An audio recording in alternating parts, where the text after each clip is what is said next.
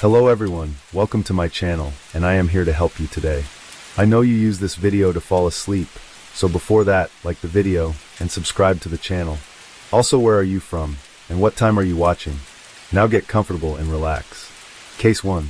Carol Nicole Maltese was born on September 19, 1995, in a small province in Italy, to parents Fabio and Josephine.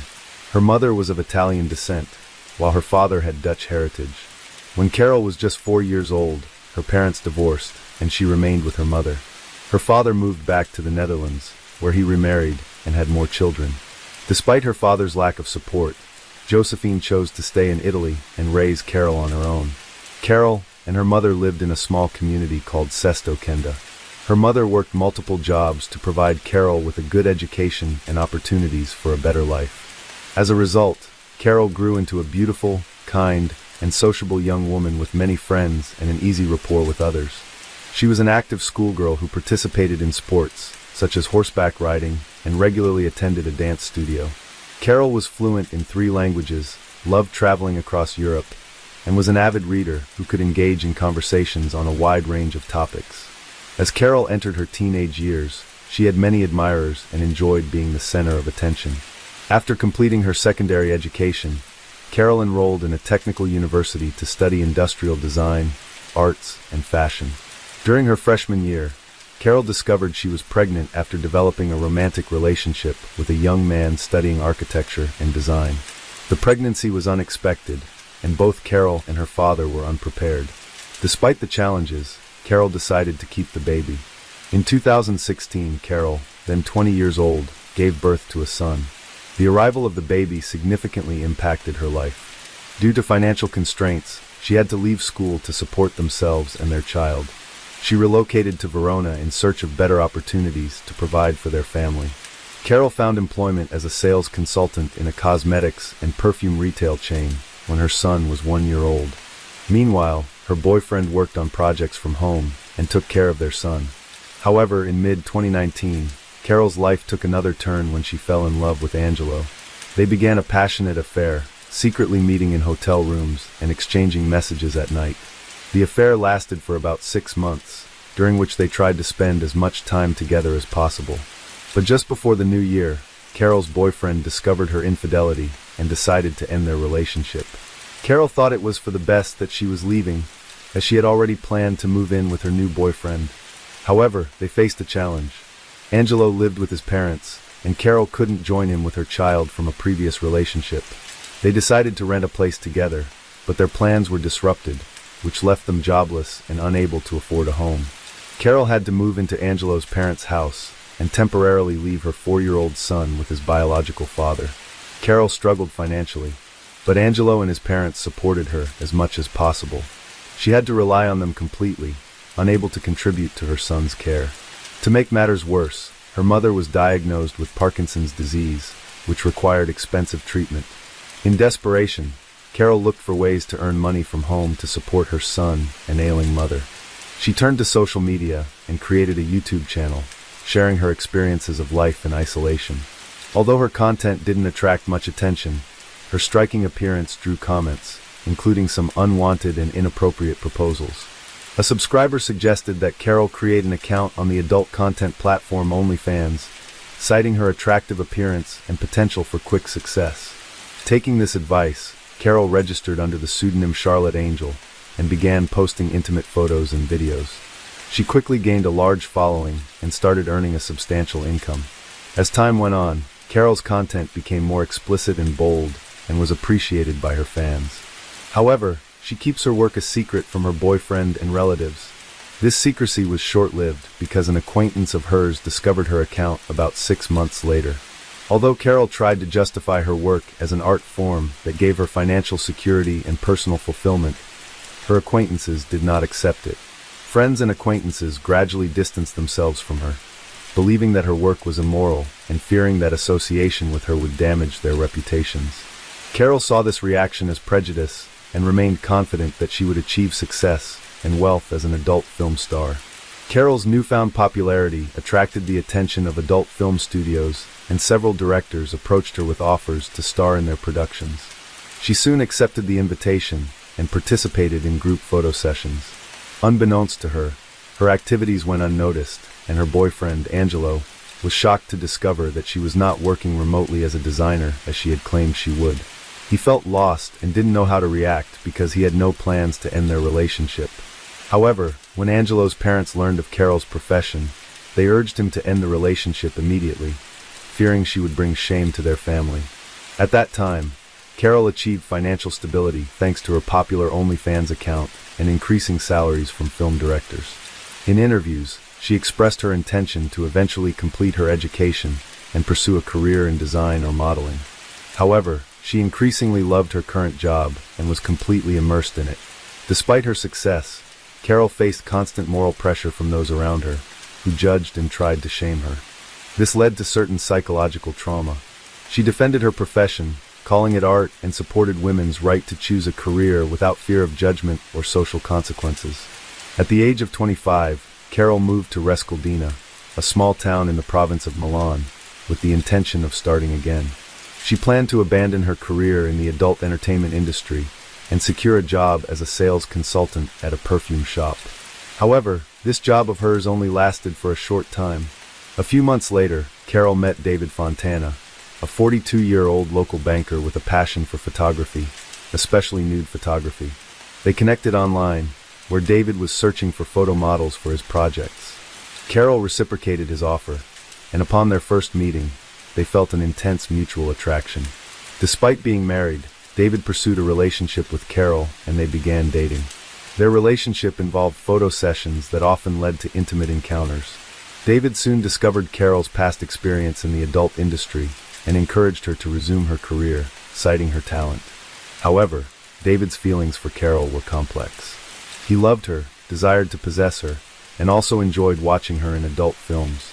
In March 2021, David divorced his wife and moved in with Carol, allowing them to explore their most explicit fantasies together.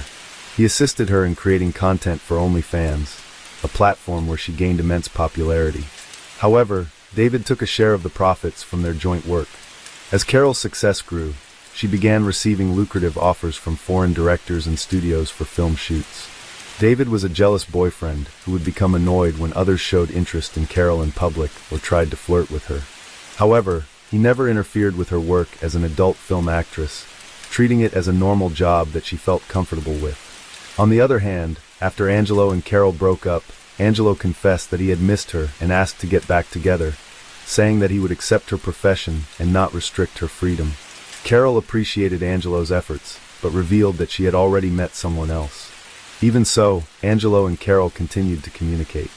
However, when David found out, he became angry, threatened Angelo, and burned his car and finally break up with Carol. Angelo reported the incident to the police, who issued a restraining order against David, but ultimately found no evidence linking him to arson. As Carol's career took off, Carol frequently traveled for filming and attracted a large following. She was trying to buy a house for herself and her son, and planned to leave the adult film industry to focus on raising her son. To achieve this goal, she started creating custom videos for fans, who would send her scripts and pay her to make their fantasies come true. This idea brought high profits to Carol. Carol and David continued to work together in film despite their personal separation. During a September 2021 film shoot, Carol met co-star Salvatore Galdo, and a romance blossomed. She and Salvatore eventually formalized their relationship, deciding to get married after taking the time to ensure they were both ready to move forward. As they planned their future together, they made a conscious effort to maintain their independence and keep their relationship private. They had learned from past experiences and wanted to approach their new relationship with a clear understanding of each other's needs and boundaries. In the end, Carol and Salvatore were able to build a strong foundation for their relationship, free from the entanglements of their past. They were able to move forward together, focusing on their shared future and leaving their complicated pasts behind. Carol's social media activity had slowed down significantly. Although new posts occasionally appeared on her account, she rarely interacted with anyone, keeping her responses brief. Her latest photos suggested she had recently gone on a seaside vacation, but she hadn't shared her plans with anyone. Everything was happening peacefully. But on March 20th, 2022, in a deserted area near Italian Borno, a passerby had made a disturbing discovery. He had been walking along a cliff when he had spotted large black bags of trash on a slope near a body of water. He had felt uncomfortable seeing garbage in such a beautiful location, so he had decided to throw it away. When he had approached one of the bags, he had noticed that it was unusually heavy. His curiosity had turned to horror when he had seen human fingers poking out through the tear in the polyethylene plastic.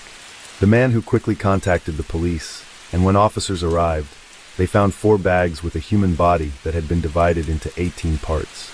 Due to the extreme disfigurement, identifying the remains seemed unlikely. Forensic analysis showed that the victim was a young woman who had been deceased for at least 2 months, but the cause of death could not be determined. It was clear that the body had been stored in a freezer before being thrown off a cliff in a remote area, likely with the intention of remaining hidden for a long time. Upon impact, the bags tore, spilling some of the contents. The perpetrator had attempted to conceal the victim's identity by removing any distinctive features, such as tattoos, although damaged remnants of these tattoos still existed.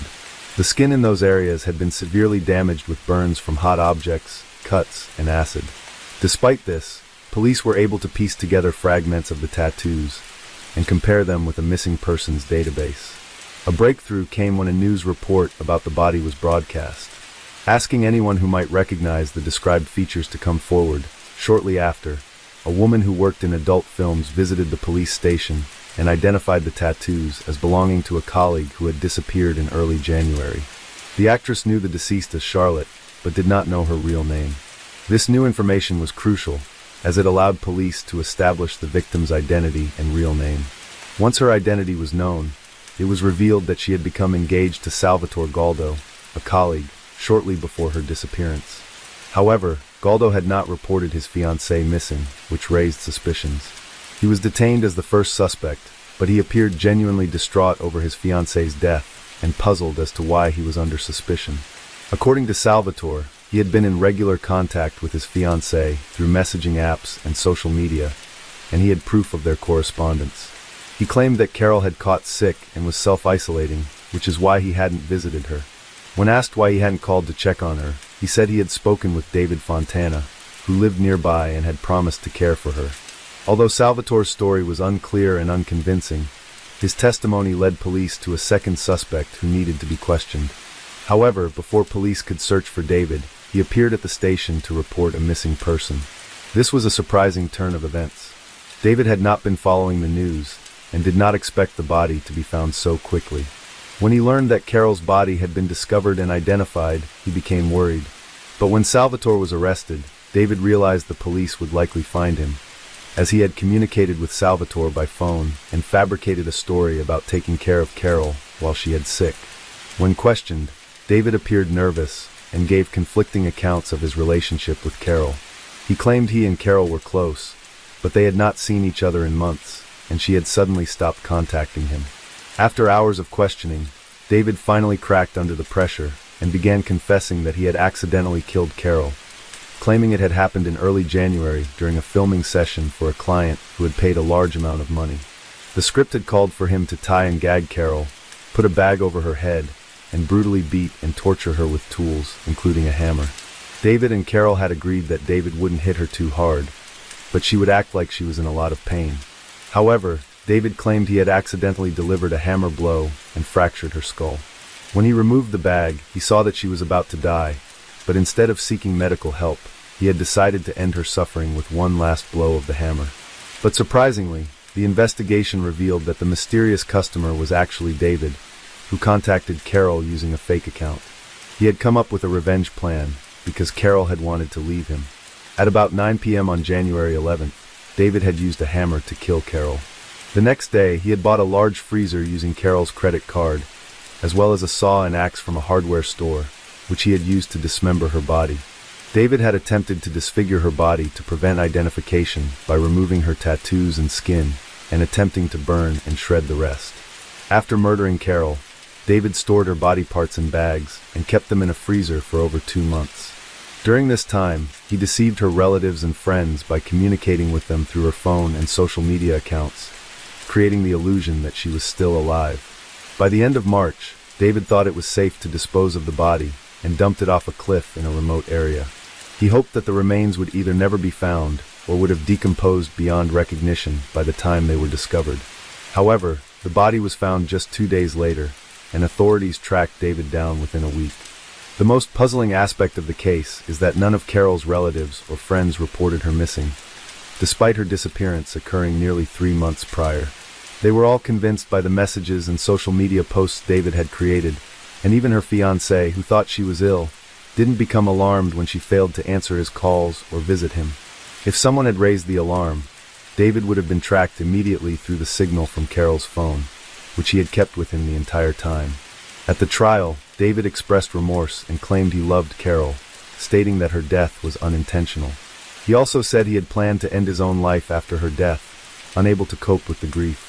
Although this statement seemed implausible, the defense maintained that the incident was an unintentional act of violence.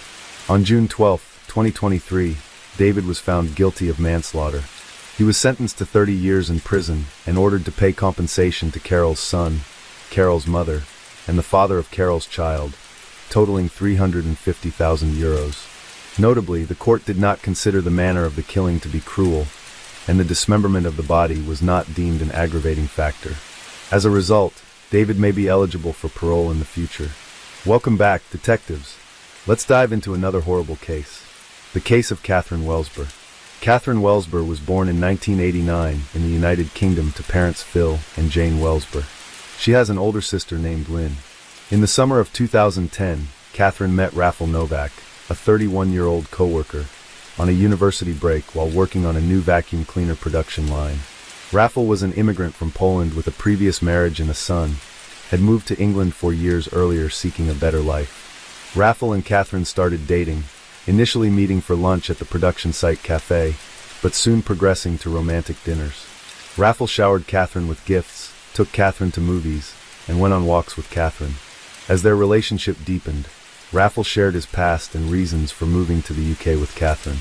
Rafal's trustworthy nature allows her to open up completely to him. Within a few months, Catherine introduced Rafal to her parents, who welcomed him into their family and hoped for Rafal and Catherine's future happiness. Soon, Rafal and Catherine began planning their wedding.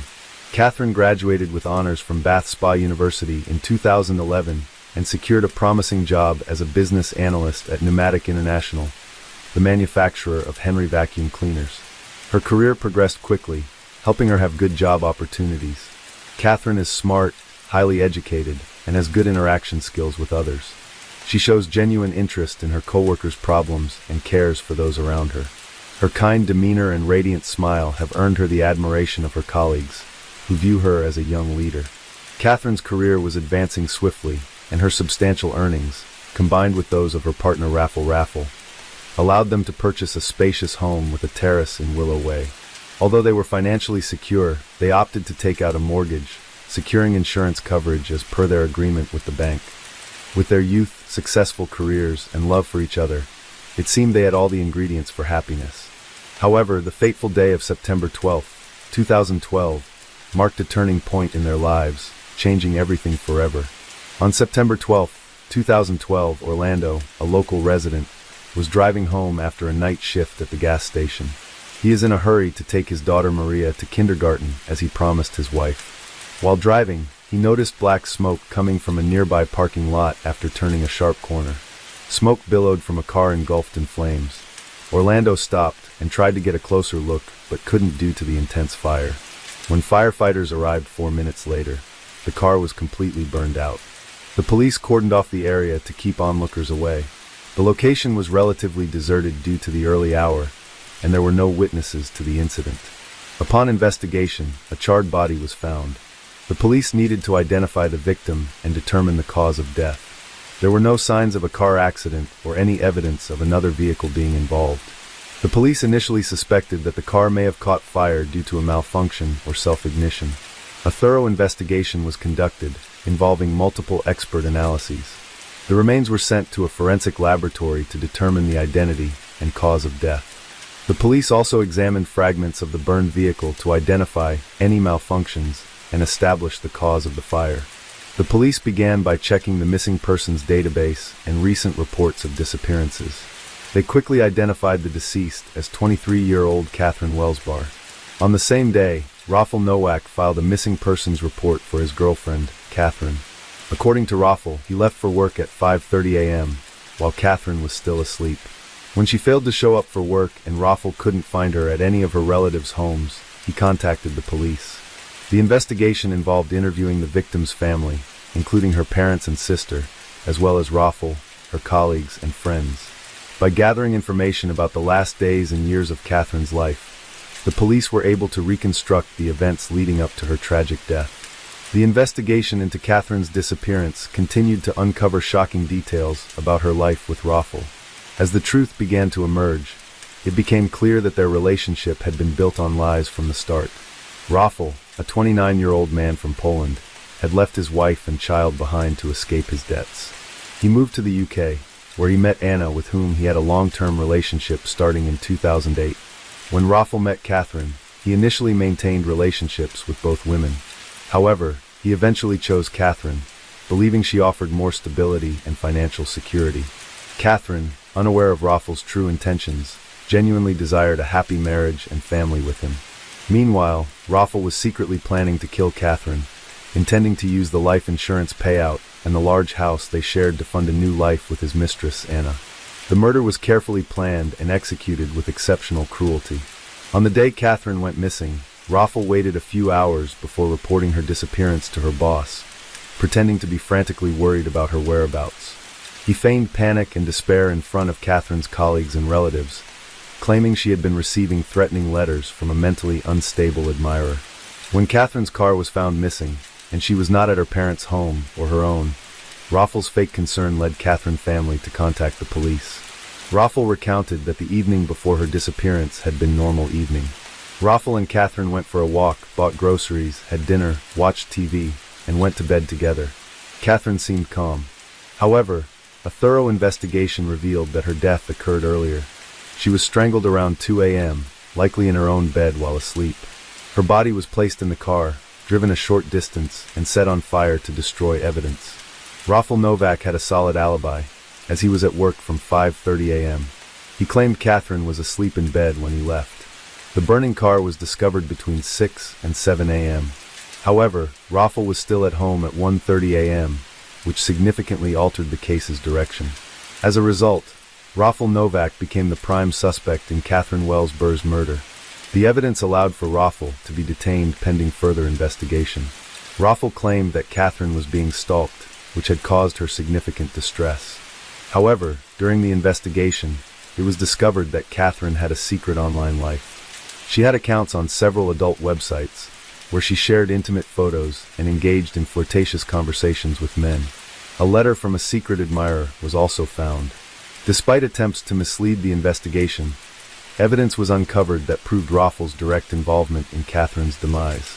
Notably, Raffle had a motive to kill Catherine. Investigators found that he had been in continuous communication with Anna Luginowicz, and they had met regularly over the past few months. Furthermore, it was discovered that Raffle had a financial motive. Shortly before Catherine's death, they had both taken out life insurance policies worth £123,000. Raffle and Catherine were the sole beneficiaries of each other's policies, meaning they would receive the payouts in the event of the other's death. The main motive behind Catherine's death and the burning of her car to mislead the investigation was found to be a large life insurance payout. On the day she went missing, Catherine sent a message to Anna's phone. Additionally, security cameras showed Anna and her uncle filling a gas can at a gas station a few days before the crime. This new information brought a third person into the investigation. Anna Luginowicz, 32, and her uncle, Tadeusz Dimitrison, 38, along with Raffle Nowak, are suspected of being accomplices in a premeditated crime and arson to cover up evidence. The crime was carefully planned by them over several months. They created accounts on adult websites, uploaded doctored images of Catherine, and created chats with various men to mislead the investigation. When faced with undeniable evidence, Raffle and Anna couldn't deny their involvement any longer and began blaming each other. Raffle claimed that Anna, driven by jealousy, planned and carried out the crime to eliminate Catherine. In contrast, Anna accused Raffle of committing the crime out of greed, seeking to secure the insurance payout for the house. To avoid detection, the conspirators forged much evidence related to Catherine. They created fake profiles about Catherine on dating websites, portraying her as a promiscuous and highly sexual woman. Also, to cover their tracks, the conspirators burned Catherine's body and created a fake story about her. They invented a fictitious lover, and they believed that he might be responsible for Catherine's death. One of the conspirators even sent a text message from Catherine's phone to this fictitious person, suggesting that she was on her way to meet him. However, forensic experts discovered that when the fire broke out, Catherine was only wearing her favorite nightgown, not an appropriate outfit to meet someone. Despite the evidence, Raffel refused to acknowledge his involvement in Catherine's death. Instead, he told Jane, Catherine's mother, that her daughter was receiving threatening emails and text messages from an ex-boyfriend who said if he couldn't have her, no one could. Raffel also claimed that Catherine had spoken of taking her own life. In a shocking display of deceit, Raffel allowed Catherine's parents to comfort him, believing he was also mourning the loss of Catherine he loved. Raffel's acting was incredibly convincing. After Catherine's death, her mother, Jane, was so taken in by his performance that she hugged him and allowed him to call her mom. Jane explained that in the early stages of the investigation, the police viewed Raffel more as a witness than a suspect, so she decided to offer him her full support. Her reasoning was that if Catherine had loved him that much and he was considered part of their family, then he deserved their support. The trial, chaired by Justice Sharp, began when the jury heard that Raffel and his two co-defendants stood to gain a significant amount from Catherine's death. They hoped to receive a life insurance payout of £123,000 and half ownership of a two-bedroom home in Mangold, Somerset, valued at £137,000. During the trial, it was revealed that when police found Catherine's body in her burned car on the morning of September 12th, Raffel showed no emotion. Anna Luginowicz frequently shook her head and laughed in court when it was suggested she was responsible for the crime, but refused to testify. Tadeusz also chose not to testify in his defense. The judge, Justice Sharp, told the defendants the murder was a horrific and merciless crime. The defendants showed no emotion during sentencing. The judge described Anna Luginowicz's behavior as deceitful, manipulative, and cruel, and stated she played a significant role in the crime. He also told Tadeusz that the murder was committed for gain, with many aggravating circumstances and no mitigating ones. The judge expressed deep sympathy for Catherine's parents, who had no idea that Raffel Nowak's charming facade hid a monster. Raffel's actions were driven by financial gain, as he had no emotional ties to Catherine. Catherine's mother stated that the brutal and calculated manner of her daughter's death would haunt them forever.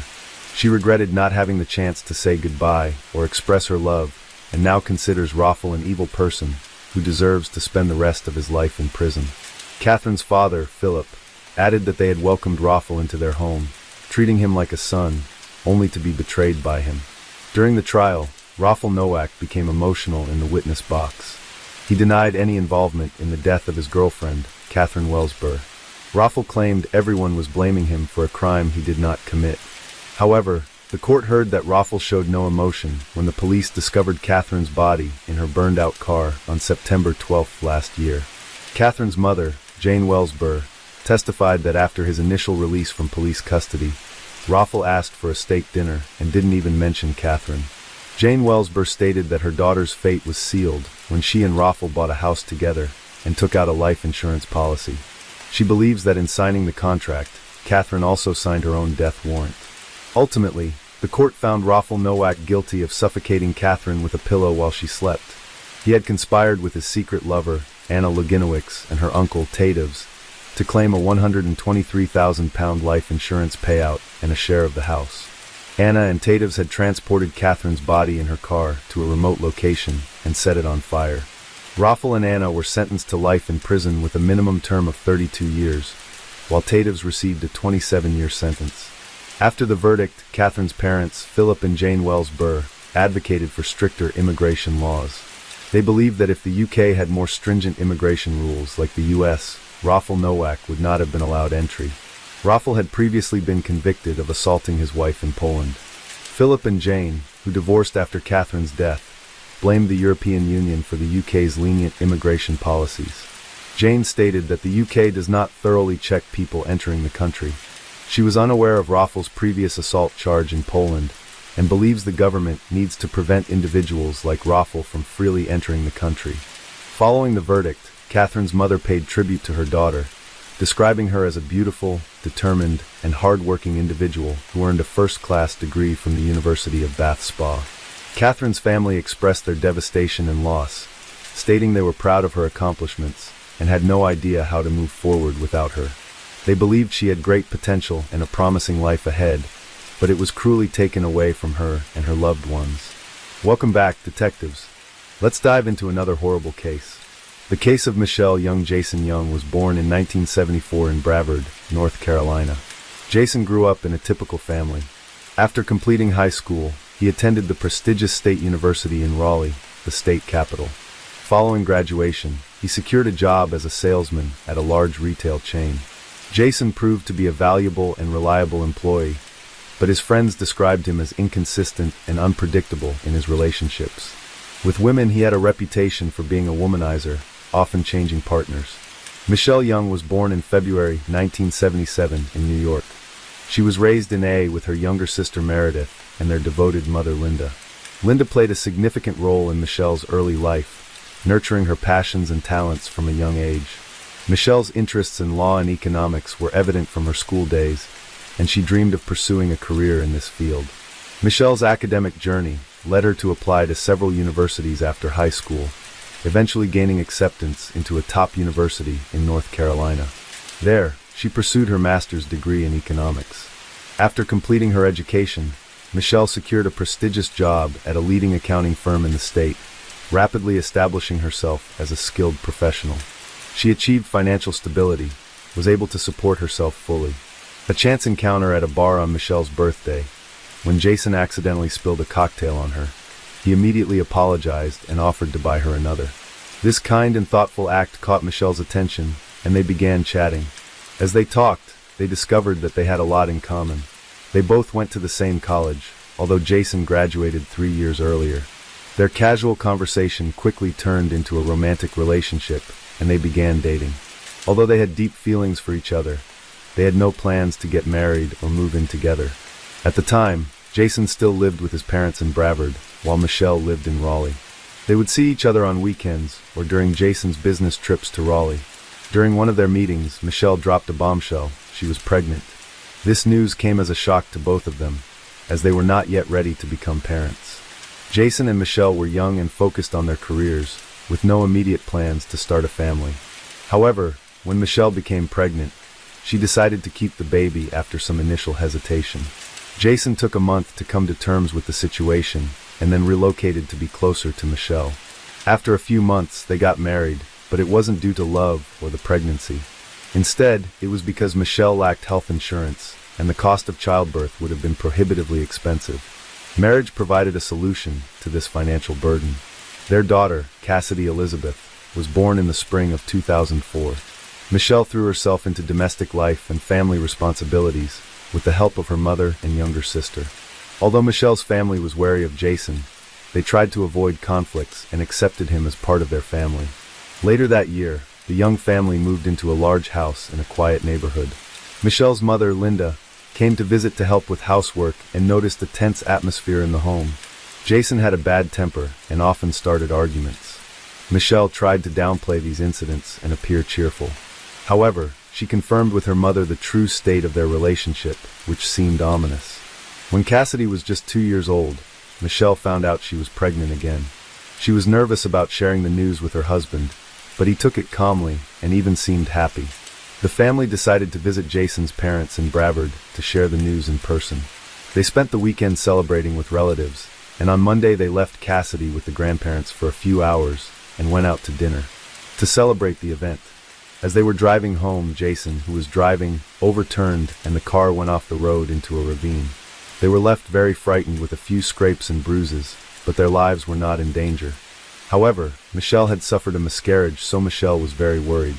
Jason was surprisingly calm about the accident. Before the accident, during a business trip, Jason met an old college friend, Michelle Money. She had the same name as Jason's wife, Michelle. Jason told his wife about it. They decided to invite Michelle Money to visit their home, and she agreed. During her visit, Michelle Money began to complain about her unhappy family life. At the same time, Michelle Money kept complimenting Jason and telling his wife that she was lucky to be pregnant. Michelle was not worried about Michelle Money's behavior, but she genuinely wanted to comfort her friend. Jason and Michelle Money began calling each other every day and secretly meeting each other. Jason always justified his absence with business trips, and his wife could not guess anything. Things got complicated in the summer of 2006, when Michelle found out she was pregnant. Unlike her previous pregnancies, Jason's reaction was unhappy and cold. Michelle attributed his sadness to her previous miscarriage, still not knowing the real reason for his cold behavior. In November, with Michelle 5 months pregnant, Jason embarked on a 300-mile business trip. Michelle, who was pregnant, had a lengthy phone conversation with her best friend, discussing family problems and a heated argument she had with her husband the previous night. After the call, her husband left. Jason embarked on a 300-mile business trip. Around 10 p.m., Jason arrived at a hotel, claiming fatigue from his journey. However, instead of resting, he began to carefully examine the hotel's entrances, exits, and security cameras, planning a way to leave and return undetected. He was creating a solid alibi for a crime he intended to commit. Early the next morning, Jason calls Meredith and asks for her help. He tells her that he wants to surprise his wife with a piece of jewelry for their anniversary, but accidentally sent the order confirmation to their home fax machine. Jason is worried that Michelle will see the gift and ruin the surprise. Even though Meredith doesn't like Jason, she agrees to help him. Meredith arrived at her sister's house, using a secret door in the garage that only family members knew about and that was always left unlocked. The house was unusually quiet, but Michelle's keys, wallet, and important papers were still in the hallway, suggesting she hadn't left the premises. When Meredith went upstairs, she found the bedroom door wide open, but neither Michelle nor her daughter responded to her calls. When she entered the room, Meredith was met with a horrific scene. Michelle lay on the floor by the bed, her skull fractured and her body surrounded by a large pool of blood. The walls, furniture, and floor were all stained with blood, and tiny footprints were visible next to the body. Sadly, Michelle had been dead for hours. As Meredith rushed to call 911, she heard a faint noise coming from under the bed. When she looked back, she saw Michelle's young daughter, Cassidy, looking at her with a confused expression. Cassidy was unharmed. The little girl had witnessed her mother's brutal death and had spent many hours by her side. A forensic examination of Michelle's body later revealed a series of bruises, abrasions, and broken bones. Her teeth had been broken, and her skull had been fractured by a heavy object. A bloody pillow was found next to her body, with marks suggesting she had been suffocated by the pillow. The murder investigation revealed some crucial facts. First, nothing was stolen from the house, indicating that the killer's sole intention was to murder the Michelle. Furthermore, there were no signs of forced entry or broken locks, suggesting that the perpetrator had a key or knew about a secret door that only family members were aware of. Normally, Jason would be the prime suspect, but in this case, Jason seemed to have a solid alibi. He claimed to have checked into the hotel and not left until the morning, then attended a business meeting. Hotel records confirmed that he used a key card to enter and exit the room. However, upon closer inspection, investigators discovered several irregularities in Jason's alibi. A hotel employee found the fire escape open and propped up with a rock. When investigators reviewed surveillance footage to determine who had propped up the rock, they discovered that the camera had been deliberately disabled on the night of the murder. Jason's room was last recorded about half an hour after he checked in. The strange events continued. Later that night, a man resembling Jason stopped at a gas station between the hotel and the crime scene. When asked to show identification as required by the station's rules, he refused, paid with cash, and hastily left without waiting for his change. The on-call attendant identified Jason, but he denied any involvement, claiming that he had spent the night in the hotel room. His actions, however, raised suspicion. On the day before the tragedy, Jason had made more than 24 calls to his wife, Michelle, and 5 more to his mistress, Michelle Money, each lasting less than 15 seconds, suggesting he was in a state of panic. Notably, these calls were made outside the hotel, contradicting his claim that he had been in the room all night. Additionally, Jason was late for a scheduled business meeting with his partners and appeared distracted. While these incidents were suspicious, they did not prove his guilt, so Jason was able to maintain his normal life for nearly 3 years. He even won custody of his young daughter, which was a huge blow to Michelle's family. Jason's case was reopened in 2012 with new evidence.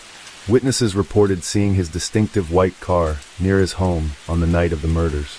A child psychologist testified about Jason's daughter, reenacting a disturbing scene with her doll. And Jason's former mistress, Michelle Money, revealed Jason's mood swings and violent outbursts, and that he had confided in her about his marital woes. This testimony helped convict Jason of brutally assaulting his pregnant wife, and he was sentenced to life in prison without parole. As a result of Jason's actions, his daughter, Cassidy, was left without parents. Her mother was murdered, and her father is in prison for the crime. Cassidy is now being cared for by her aunt and maternal grandparents. Hello friends, welcome to our channel. Today we're going to take a look at another horrible case with you. The case of Georgina Simons. Georgina, an effervescent and determined escort, inhabited a world steeped in affluence and grandeur. Yet, beneath the veneer of sophistication and splendor, lurked a labyrinth of falsehoods and manipulation, ultimately leading to her premature demise. She was always fascinated with her appearance, and this preoccupation intensified over time. Seeking more space for their family, Georgina, Pete, and Emily found a small terraced house and moved in, enjoying a steady income and financial security. Money was not a concern for them. Pete found success working in the electric vehicle industry, while Georgina, feeling unsatisfied with her 9-to-5 job in the loan industry, sought alternative career paths. She confided in her friends, expressing her belief that the traditional 9-to-5 workday was not a good fit for her. Eventually, Georgina began supplementing her income by working as a burlesque dancer in a bar, and later for an escort service. Both roles appealed to her due to the attention they provided. However, it was during her tenure at the agency that her life took a significant turn. In May 2012, at the age of 20, Georgina crossed paths with Peter Morgan, then 49, a well-to-do real estate developer who lived near where she resided. Peter led a life of affluence, happily married to Helen and a devoted father to their 2 children. His wealth originated from a multi-million-pound property portfolio, which notably included a stately windmill situated on a sprawling 300-acre estate that he shared with his parents and brother. Peter's childhood was marked by early exposure to farming equipment and machinery. By the age of 10, he had become adept at operating tractors and motorcycles. Opting out of formal education, he remained within the family business until the age of 34, indulging in a lifestyle where money was of little concern. Peter acknowledged a singular lapse in judgment, an encounter with a sex worker in Amsterdam, but otherwise maintained his dedication to his marriage. However, a perceived midlife crisis in his 40s led him to use technology, such as smartphones, to engage with sex workers through escort agencies. In his own words, Peter appreciated the transactional nature of his encounters, describing the appeal of being able to have sex, shake hands, and leave. However, everything shifted when he crossed paths with Georgina. She stood out from the others, unexpectedly captivating Peter's heart. Before Georgina, Peter had been frequently visiting different sex workers, with the encounters becoming weekly over time. While overseeing the renovation of a lighthouse for his real estate ventures, Peter showered Georgina with lavish gifts, including a Range Rover worth over $112,000 and an $11,000 shopping spree. He even paid her $1,000 for a single night together. Georgina enjoyed the attention and luxurious lifestyle, but exclusivity in her relationship with Pete remained elusive. She continued to see other clients while maintaining a romantic relationship with Pete. Unlike her arrangement with Peter Morgan, he harbored deep resentment towards Georgina's involvement with other individuals, despite their lack of romantic commitment. By 2015, he had persuaded Georgina to work exclusively as his personal escort, providing her with monthly payments ranging from $7,000 to $10,000. During this time, Peter was overseeing the renovation of his Grade 2 listed castle, including Castle Bungalow, a cottage on its grounds where Georgina relocated as part of their arrangement. She resided in the cottage over time. Peter confided in Georgina about his emotions and aspirations for the future. He decided to end his 22-year marriage to Helen, ensuring her financial stability while allowing Georgina to retain occupancy of the cottage. This turn of events left Pete's former partner and father of their daughter devastated, feeling as though he had lost the woman he loved. In August 2015, the couple embarked on a trip to Africa, yet Pete couldn't shake the feeling of Georgina slipping away from him.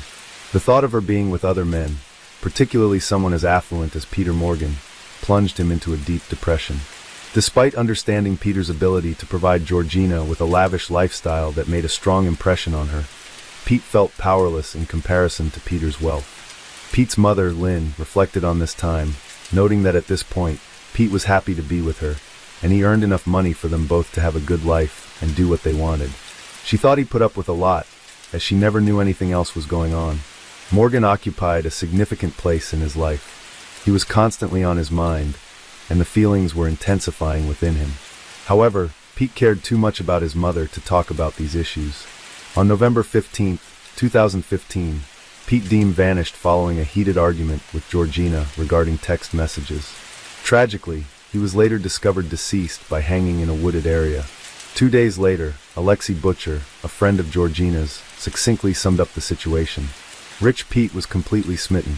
He loved and cherished her, envisioning a future together.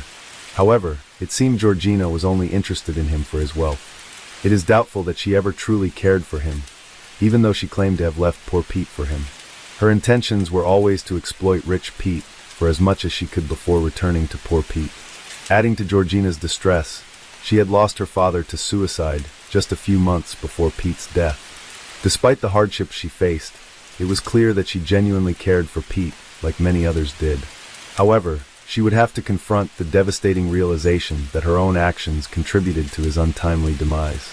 The news of Pete's death deeply affected Georgina, causing a significant shift in her personality.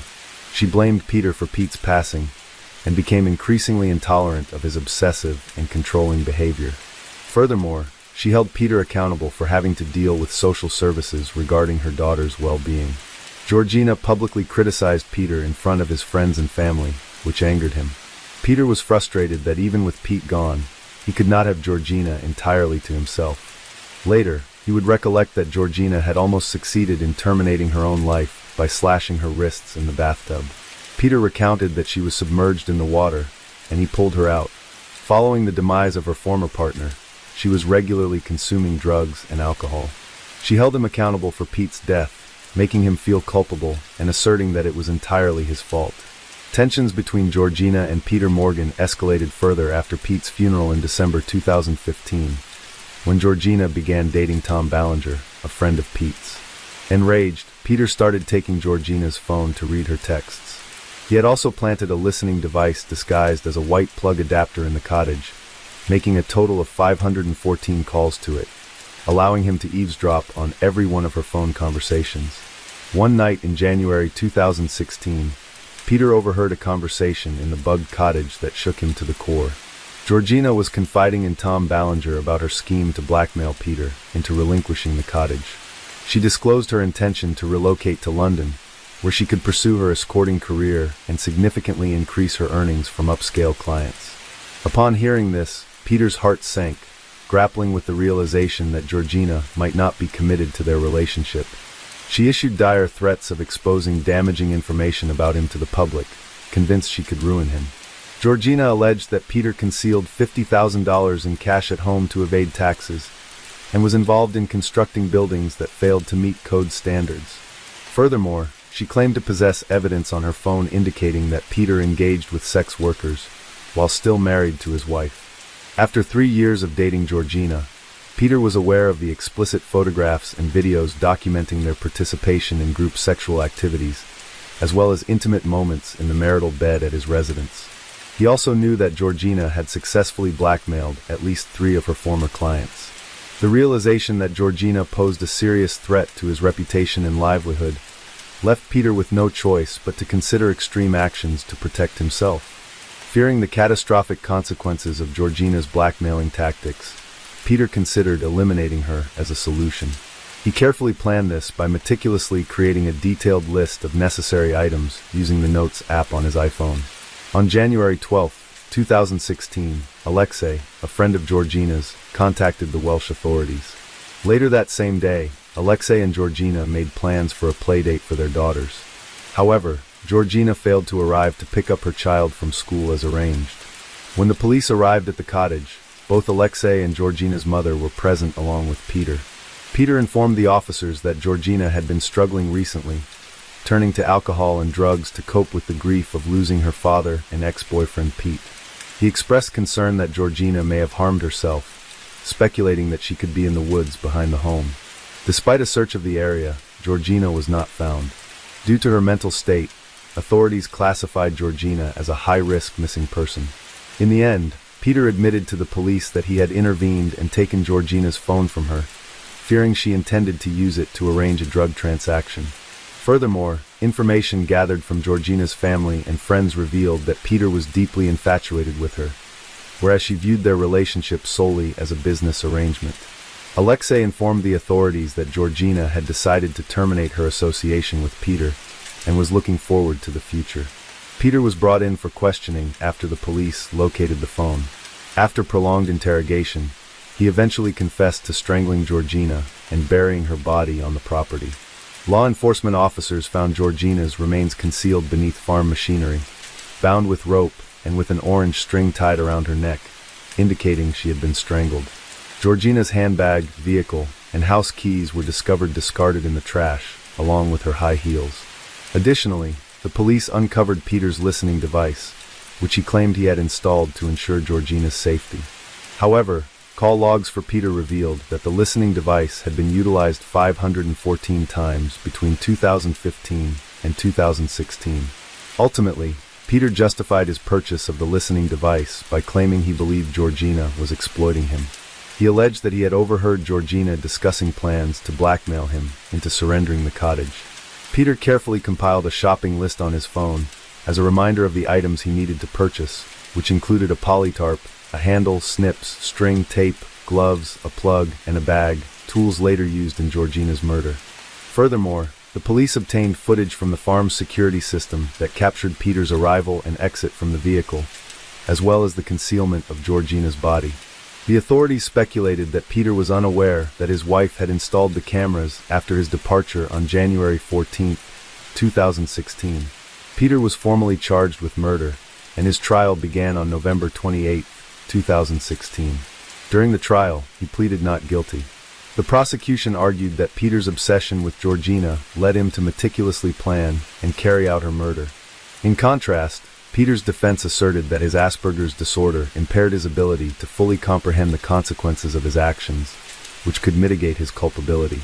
Despite testimony from 2 doctors, the prosecution's expert disagreed with this assessment. Ultimately, the jury found Peter guilty of murder on December 21st, and he received a life sentence with the possibility of parole after 25 years. In October 2017, Peter filed an appeal against his conviction and imprisonment. However, the appeal was dismissed in March 2018. The unexpected death of Georgina deeply affected her family and friends, plunging them into deep grief. Her vibrant personality, now a treasured recollection, stands as a poignant reminder of a life cut short by this tragic event. The community came together in a display of unity, offering sincere support to Georgina's family and friends as they grappled with their sorrow. Their steadfast presence served as a powerful testament to the resilience that can be found in the collective strength of a community facing hardship. Though Georgina's life was tragically short-lived, her legacy continues to live on in the hearts of those who cherished her. May her memory inspire others to savor every moment and appreciate the preciousness of life. Hello friends, welcome to our channel. Today we're going to take a look at another horrible case with you. The case of Catherine Nevin. 55-year-old Tom Nevin was fatally shot in his pub, Jack White's, near Arklow, in the early hours of March 19th last year. He was killed by a single shotgun blast to the side as he was counting the takings after the St. Patrick's holiday weekend. His car, which was driven away after the robbery, was later discovered abandoned at Dartmouth Square in Dublin. Today, members of the investigation team took Mr. Nevin's widow, Catherine, into custody when she was visiting Dublin. She was arrested in the Ballabo area of the city at lunchtime and brought to the Bridewell Garda station, where she was charged with the murder of her husband and with soliciting others to murder him in 1989 and 1990. Shortly afterwards, she was taken before Judge Michael Connellan in the nearby Dublin District Court. Catherine Nevin, née Lee Scully, was born on October 1, 1950, in the small village of Nerney, County Kildare. Growing up in a modest 2-bedroom house with her brother and sister, she attended Presentation College, Kildare, an all-girls school run by nuns. Catherine excelled as a student, known for her diligence and deft hands. After leaving school, she invested in sewing machines and traveled the country, providing dressmaking lessons. She then ventured into the world of makeup, completing a beauty course and delivering lectures on makeup and presentation, where she demonstrated her exceptional teaching skills. Catherine's first significant employment was as a receptionist at the oldest hotel in Dublin, the Castle Hotel. Her colleagues described her as highly efficient, glamorous, and ambitious, with aspirations to establish her own model agency. At the young age of 21 in 1971, she met Tom Nevin, a regular visitor to the hotel, who was 10 years her senior. Their romance blossomed, and they married in Rome in 1976. Tom was a relatively wealthy, shy and down-to-earth man, originally from the County Galway village called Tina. He was the eldest of 9 children and had a great love for sports, especially hurling. His easygoing charm, combined with Catherine's ambition, was a potent combination. When he married Catherine, he was managing his uncle's pub in Dolphin's Bar in Dublin. Over the years, Tom and Catherine went on to acquire and manage many properties around the city of Dublin, with Catherine being very hands-on in decorating the properties and collecting the rents. In March 1986, Tom and Catherine decided to purchase Jack White's pub in British Bay, County Wicklow, which is the setting for our story. They worked tirelessly, keeping the pub open from 8:30 a.m. until late at night. British Bay is a 4-kilometer stretch of beach on the Irish sea coast, and the beach and associated dunes are highly popular with Dubliners, being one of the most frequented beaches by residents of the capital during the summer. Acquiring Jack White's pub and restaurant was a lucrative move for the Nevins. However, this is where Catherine's true nature emerged, and her marriage began to deteriorate. Catherine was a bossy, bullying individual who was abusive towards both Tom and her young staff. While some may have seen her as a motherly figure, the general consensus was that she was a nightmare to work for. She had no qualms about belittling Tom in front of the staff and berating her young staff members, who would later speak out against her. An example of her pettiness was told by one staff member, where one night after closing, the staff and Tom were sitting around chatting and having a laugh. When Catherine came into the bar, she didn't like what she saw and confiscated the staff's tips tip jar, which was so petty and spiteful. Tom was affectionately known to the staff as Daddy. He was a gentle giant, standing at 6 feet 3 inches tall, and was caring and quiet. The staff loved him, and he would go out of his way to help any of them. However, Catherine ruled the workplace with an iron fist. One staff member reported that she was so strict and ruthless that her behavior bordered on inhumane. Kathleen, a cleaner on the staff, was told to come in early to redo rooms that she had already cleaned. At one point, Catherine asked the cleaner to work full-time, and when the cleaner refused, Catherine retaliated by contacting the social welfare officers and reporting that Kathleen had refused full-time work, thereby making her ineligible for government assistance. Catherine's actions were petty and vindictive. As early as 1986, Catherine and Tom were no longer a married couple. Tom slept in the staff quarters while Catherine occupied the main bedroom, openly entertaining male friends just doors away from Tom's room, a deeply disrespectful situation. Although Catherine had requested a divorce multiple times, Tom refused, as he had already annulled his first marriage, and his Catholic upbringing made him reluctant to go through another failed marriage. If Tom had granted the divorce, he might still be alive today, spared the years of humiliation before his staff, friends, and patrons. Between 1989 and 1991, Catherine desperately wanted to end the marriage, making no fewer than 18 requests to have her husband killed. She stood to benefit greatly from his death, as she would inherit the pub worth 670,000 Irish pounds, their 2 Dublin properties worth $1 million at the time, and a 78,000 payout from an insurance policy, along with 197,000 Irish pounds in cash. Catherine was not only all I've said above, but she was also a bit of a gore, as we would call her here in Ireland. She had men left, right and center with no shame, and she loved men in high-profile jobs. If someone high-profile visited Jack White's, she would fall over herself, as she was a bit of a sex kitten and used her sexuality to her advantage, with short skirts, low tops, and high heels. On Tuesday, the 19th of March, 1996, Tom and Catherine were to celebrate their 10th anniversary of owning Jack White's pub. It was just after Paddy's weekend, so the pub was extra busy. Tom didn't get the chance to go to the bank, and on the Tuesday evening, he was downstairs in the kitchen of the pub, counting the weekend's takings, while Catherine was asleep upstairs. According to Catherine, she was awoken by someone pressing her face into a pillow, and a man was shouting, "Jewelry, kill you," with a knife in his hand. Catherine was then tied up by her attacker. After a while, she heard two vehicles speeding away. She managed to get to a panic button, and the garter arrived around 4:30 a.m. They found Tom slumped on the kitchen floor, in a pool of blood, with a gunshot to his chest, still wearing his glasses and a pen in his hand. He was surely dead. A sum of 13,000 Irish pounds, equivalent to 16,500 euro today, was stolen, along with Tom's car, which would later be found in Dublin City, abandoned. It looked like a robbery gone wrong, but despite Catherine's story, there were no signs of a fourth entry, and the phone cards had not been pulled out of the walls, but two were off the hook. Catherine's bedroom was in a state of disorder, but it did not appear to have been systematically searched, and jewelry had been scattered around, but none was taken. From the time of the shooting, it would take Catherine a total of 2 hours before she pressed the alarm button to alert authorities of the break-in. She would greet the garter, scantily clad, and tell them she had been tied up with her own black tights, and her underwear had been thrust into her mouth as a gag. A guard of fingerprints expert found drawers discouraged on the floor, which appeared to have been lifted from the sides and placed on the ground. None of the doors and windows in the pub showed signs of forced entry.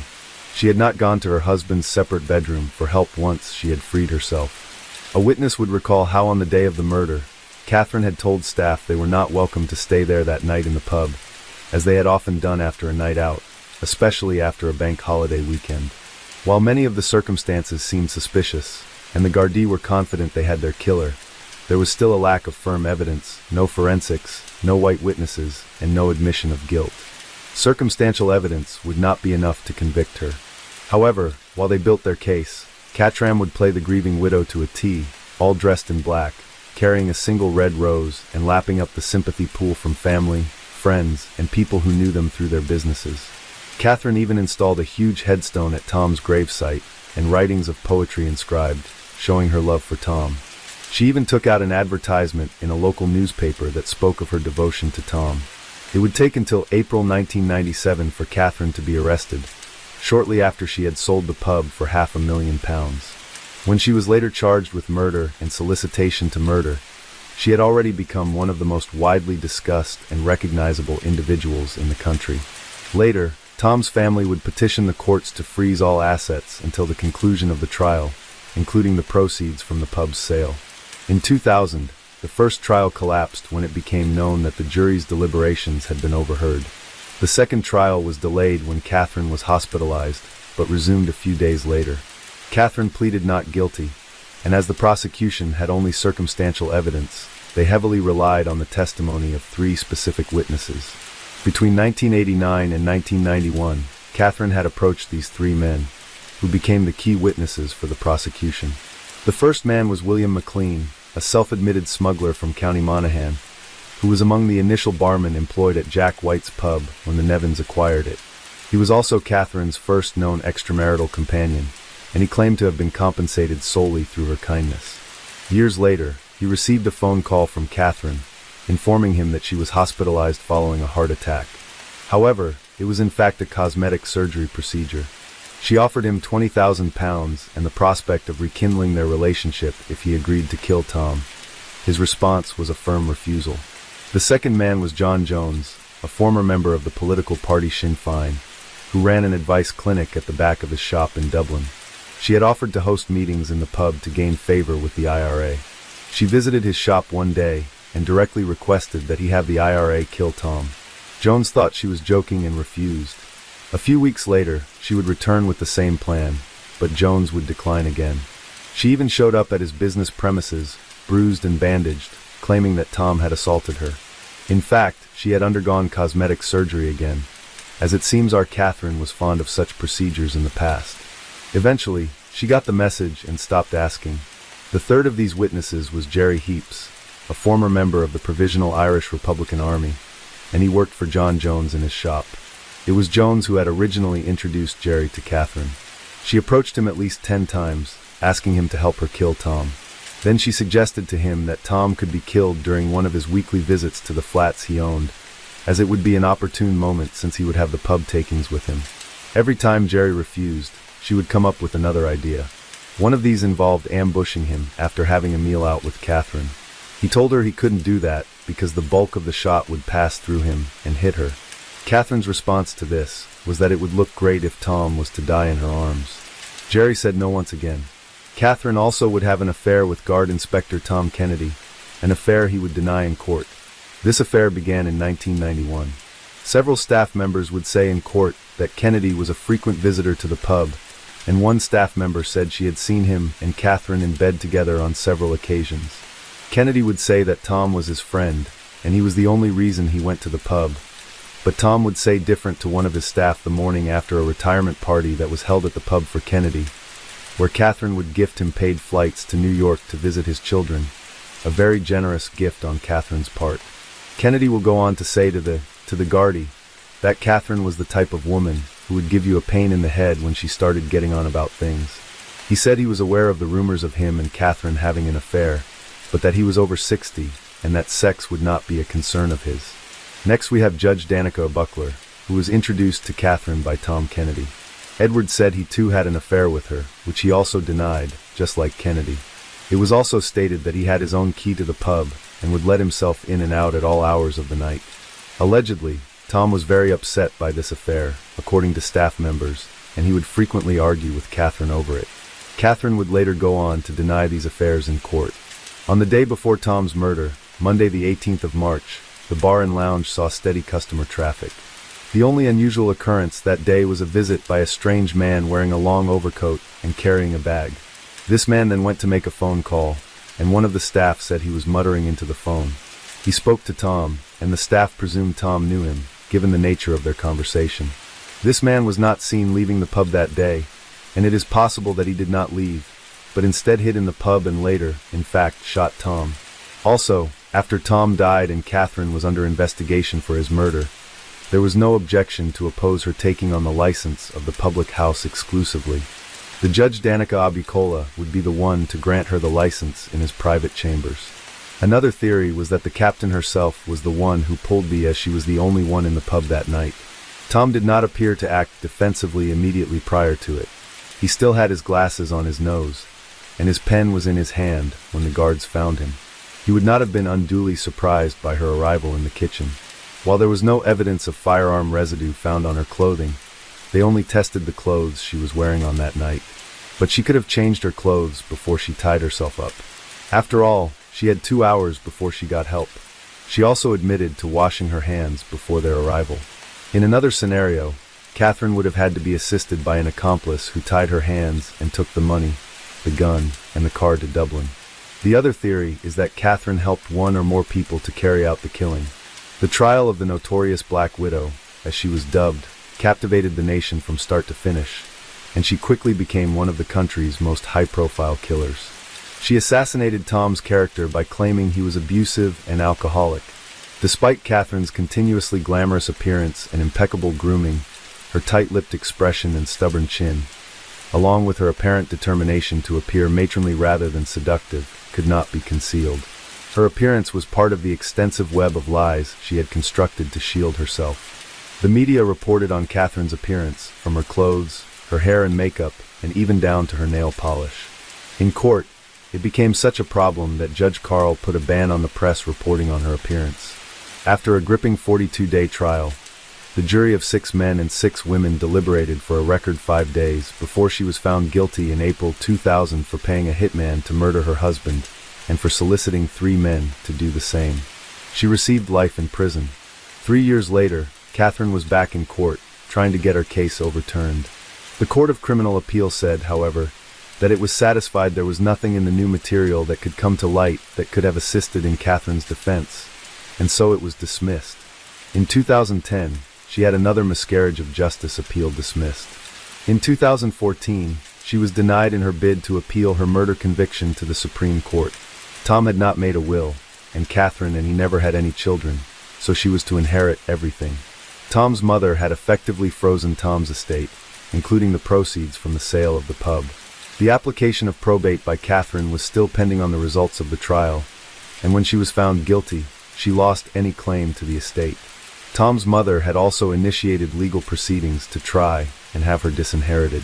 She died a year before Catherine had been convicted of her son's murder, and her case was taken over by her son Patrick and daughter Margaret.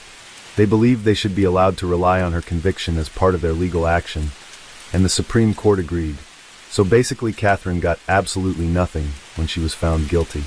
In September 2016, Catherine was admitted to the and was later diagnosed with a terminal brain tumor. She stayed there for 3 days and was granted a reviewable temporary release, RTR, to receive treatment. On November 7, 2016, she was transferred to an acute post-care unit while undergoing medical treatment. She remained there until August 2017, when she again received an RTR for pre-release and re-socialization. She was provided with supportive accommodation and stayed there until she was re-hospitalized on November 6, 2017. In December 2017, she was moved to a hospice care facility, where she remained until her death in February 2018. She was 67 years old. Catherine protected her innocence until the end. Despite being convicted of murder by a jury, she insisted that this was not conclusive proof of her guilt. Additionally, she never revealed who had assisted her in killing Tom. Hello friends, welcome to our channel. Today we're going to take a look at another horrible case with you, the case of Georgia Williams. Shropshire, England witnessed a tragic tale of a vibrant young woman, Georgia Williams, whose promising life was cruelly cut short, leaving a profound impact on the community. Georgia Williams was born on September 17, 1995, in Telford, Shropshire, England. Growing up in a tight-knit family with her parents, Lynette and Steve Williams, alongside her older sister Scarlett, Georgia's upbringing was filled with love and support from a young age. Georgia exhibited a compassionate nature, always eager to lend a helping hand and ensure the happiness of those around her. However, this admirable quality would eventually become a vulnerability. Despite facing bullying during her middle school years, Georgia's transition to high school marked a significant turning point. She found herself embraced by a circle of friends, becoming a popular and beloved figure within the school community.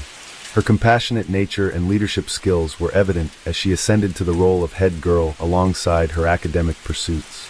Georgia pursued her passion for service by training as an air cadet, nurturing dreams of serving as an RAF paramedic in the future. Upon reaching 17 years old, Georgia secured a position at a local petrol station where she quickly established rapport with her colleagues. Among them was Jamie Reynolds, a 22-year-old man who seemed withdrawn and disconnected from the group. Moved by her compassionate nature, Georgia extended a hand of friendship to Jamie, determined to help alleviate his sense of isolation through her efforts. Jamie gradually integrated into the social circle of their workplace, participating in group activities and forging connections with his colleagues. As time passed, Jamie found himself developing affection for Georgia, recognizing her as the only person who had shown him kindness and believed in his potential. Filled with hope, he began to consider the possibility that Georgia might reciprocate his feelings. Encouraged by this belief, Jamie gathered the courage to express his sentiments to Georgia, conveying his desire to pursue a romantic relationship with her, even envisioning the prospect of becoming her boyfriend. However, Georgia, aware of Jamie's emotions, politely declined his romantic advances. She conveyed her reluctance to engage in a romantic relationship and emphasized her commitment to preserving their friendship. Despite his disappointment over Georgia's lack of romantic interest, Jamie appeared to accept her decision and made efforts to maintain their friendship.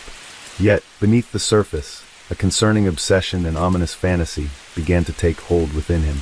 During a shift together at the petrol station, Jamie confided in Georgia about his dissatisfaction with his current situation, expressing a desire to leave his job at the petrol station and pursue his passion.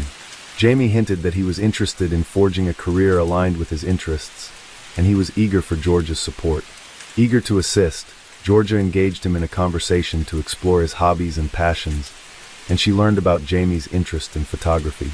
Georgia seized the opportunity to encourage him to pursue it as a potential career path. Enthusiastic about the idea, Jamie requested Georgia's assistance in creating a professional portfolio and proposed that she be his first model. Honoring her commitment to their friendship, Georgia agreed to assist, and together they scheduled a photo shoot for Sunday, May 26, 2013. The arrangement involved Georgia and a few mutual friends gathering at Jamie's parental home for the photo shoot. As Sunday approached, Georgia found herself torn between conflicting commitments, with her family hosting a barbecue and her long unseen grandparents attending. Georgia contemplated canceling the photo shoot at the last minute. However, mindful of Jamie's reliance on her and unwilling to disappoint him, Georgia ultimately resolved to honor her commitment. Assuring her family that she would only be a brief 5-minute drive away from Jamie's residence, Georgia planned to swiftly capture a few photographs before rejoining her family. In doing so, she aimed to fulfill her obligations to both her friend and her family, ensuring that neither party would be let down. On that specific day, Georgia quickly got ready, styling her hair and applying makeup, before putting on jeans and a leather jacket as she home at 7:30 p.m. Her father complimented her, remarking on her beauty and comparing her appearance to Sandy from the movie Grease. With her family expecting her to return promptly, Georgia set out on her journey.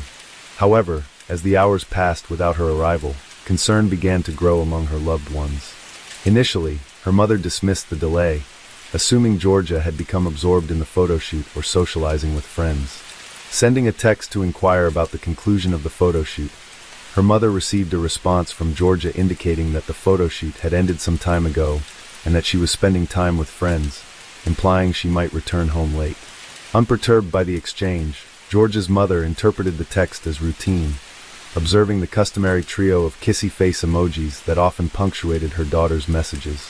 Given Georgia's responsible character, her mother harbored no suspicions of any trouble. As the night passed, Georgia's parents went to bed, expecting her to return home by morning. However, when they woke up the next day, their concern grew as Georgia was still absent.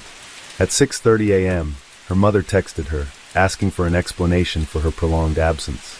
It wasn't until 7:30 a.m. that a response came, stating that Georgia had stayed at a friend's house and her phone's battery was running low. She assured her mother that if she didn't respond further, it was because her phone was about to shut down. Unbeknownst to Georgia's mother, these messages were not written by her daughter, raising concerns as the situation became increasingly ominous. On May 27th, Georgia's parents expected her to return home after a music festival. However, when she did not arrive, they assumed she had gone directly to the festival from her friend's house. Nevertheless, they expected her back the next morning, as she had been eagerly anticipating her first driving lesson scheduled for that day. As the night wore on without Georgia's return, her parents grew increasingly anxious. Waiting up late into the night, with no sign of her, panic set in, and they reached out to relatives and friends, hoping for any information about her whereabouts.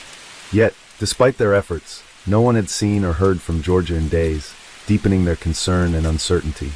When Georgia failed to arrive and drive home the following morning for her eagerly anticipated driving lesson, her family took immediate action, reporting her disappearance to the police. Desperate for answers, they provided authorities with all the information they could gather.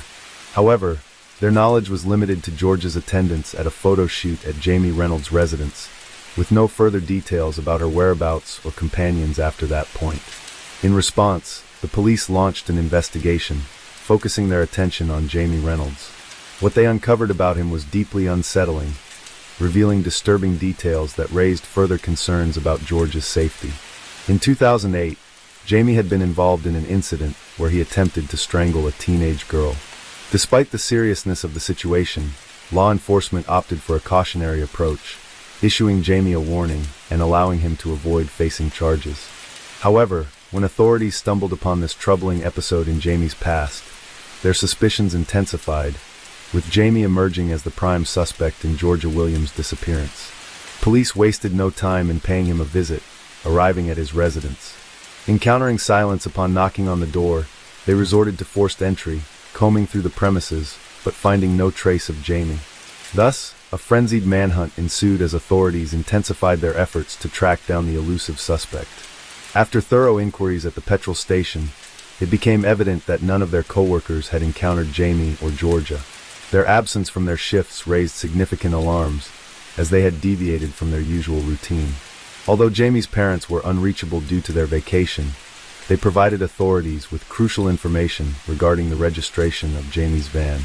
Had with this vital lead, police across Shropshire promptly disseminated alerts to law enforcement agencies nationwide, urging them to be on high alert for Jamie's van. Before long, the authorities tracked down Jamie in Glasgow, Scotland, a staggering 200 miles from his home. His sudden departure from the country sent shockwaves, which served as a glaring indicator of suspicious behavior. On May 30th, the Glasgow police apprehended Jamie Reynolds at a modest hotel. Acting on suspicions of kidnapping, they took him into custody without delay, and he faced immediate interrogation regarding Georgia's whereabouts. However, Jamie maintained ignorance of her location, offering no helpful insights to the investigators. Subsequently, he was escorted back to Shropshire for further questioning, as Georgia's loved ones anxiously awaited updates. They received disheartening news regarding the investigation's progress. The grim outlook devastated the family, amplifying their anguish, with Jamie now detained as the primary suspect. Law enforcement seized the opportunity to search his residence thoroughly for any pertinent evidence. During the search, authorities stumbled upon a camera containing an SD card. However, their hopes of uncovering vital clues were dashed when they discovered that all files had been systematically deleted, leaving investigators to grapple with another frustrating setback. The camera underwent forensic examination at the police station, where experts diligently worked to retrieve the deleted files. Upon successful recovery, the retrieved data delivered a chilling conclusion to the investigation.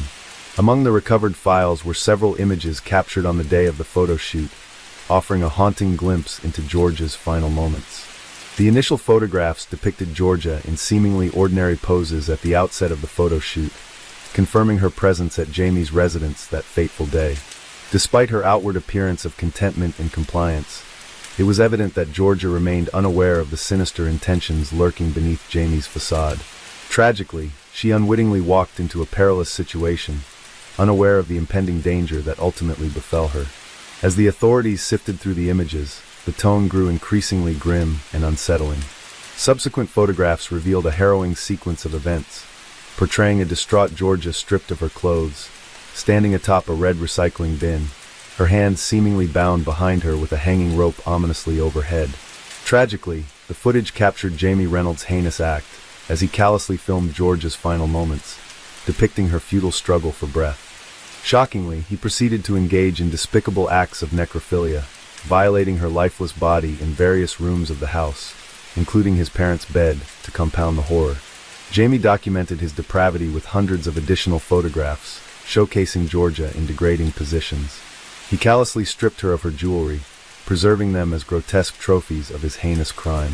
The police relentlessly scoured Jamie's residence, unearthing a staggering collection of 16,800 graphic photographs and 72 distressing videos. These explicit materials depicted unimaginable acts of violence, including sexual assault and snuff films showcasing torture and murder. Shockingly, it became apparent that Jamie himself was actively engaged in the creation of his snuff film, a chilling revelation. In an admission, he confessed to deriving pleasure from acts of strangulation. Alarmed by their son's dark fascination, Jamie's parents abruptly cut short their vacation to meet with the authorities. During their conversation, they disclosed that Jamie had been exposed to this disturbing brand of ultraviolet pornography since he was just 14 years old. It is possible that his exposure to such content could have occurred even earlier, though their intervention came about when they discovered his activities. They were unable to confiscate his laptop since he required it for school. They reached out to the internet provider and arranged for access to certain websites to be blocked. Nevertheless, at the age of 14, he independently contacted the internet provider and secured his own private Wi-Fi by making the payment, ensuring that his parents remained unaware of his continued access to these websites. When his parents initially discovered him viewing these videos, they grew alarmed and informed the police and Child Protective Services. However, they were informed that no action could be taken, as viewing such content was not deemed illegal. During the investigation, law enforcement discovered a collection of notepads containing 40 distinct narratives penned by Jamie. These stories revolved around the themes of inflicting harm, sexual assault, and the killing of women. Additionally, it was uncovered that Jamie had scoured social media platforms, printing and marking images of young girls with nooses around their necks. Among the narratives was one titled, "Georgia Williams in Surprise," mirroring the tragic events that befell Georgia. Authorities suspect that this particular narrative may have been a premeditated plan, conceived from the outset, to be actualized. Jamie initiated the writing process in January, completing it a mere 3 weeks before the murder occurred. Jamie stubbornly withheld any information regarding the whereabouts of Georgia's body, vehemently maintaining his innocence. Faced with his refusal to cooperate, investigators embarked on a painstaking journey to retrace Jamie's movements from the Monday morning following George's murder. Their investigative trail commenced at the petrol station, where surveillance footage captured Jamie refueling his vehicle, unaware that George's lifeless body lay concealed in the back of his van. Following the fuel stop, Jamie embarked on a journey spanning 60 miles, eventually arriving at a movie theater. Remarkably, he callously abandoned George's remains in the van parked within the theater's lot before proceeding inside to indulge in a film screening. In a disturbing turn of events, Jamie's actions at the movie theater represented his twisted attempt to fulfill his desire to take Georgia out on a date, albeit in a macabre and horrifying manner. However, law enforcement lost track of Jamie following his departure from the theater, prompting authorities to issue a public appeal for information regarding his whereabouts. Fortunately, this appeal yielded results, with individuals coming forward to report sightings of Jamie's van in the vicinity of the New York-Georgia Mountain Pass near Exum. This area, abundant with dense woodland and treacherously muddy terrain, served as the backdrop for Jamie's attempt to evade capture. Recollections of Jamie and his van were vivid among locals, particularly due to an incident where his vehicle became mired in mud. Good Samaritans had intervened to help extricate it from the muck. Acting on this crucial tip, law enforcement ventured into the wooded area where Jamie had been spotted. Tragically, it was in this secluded setting that they made the grim discovery of George's unclothed body. Following the recovery, George's remains were transported back to Shropshire. A subsequent post-mortem examination revealed that Georgia had succumbed to asphyxiation, likely resulting from pressure applied to her neck by a ligature. Additionally, forensic analysis uncovered bruising on her back, indicative of Jamie having forcefully pressed her downward using his knee, exacerbating her helplessness and suffering.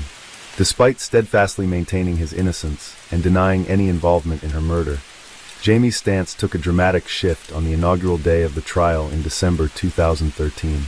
Without warning, he opted to rise and plead guilty to all charges leveled against him. In a poignant moment, George's father addressed the court, articulating the enduring anguish he and his wife bore from the haunting image of their daughter's lifeless body, lying in the solemn confines of the hospital's chapel of rest, an indelible scar etched upon their souls for eternity. Throughout the trial, revelations surfaced regarding Jamie's prior brushes with the law.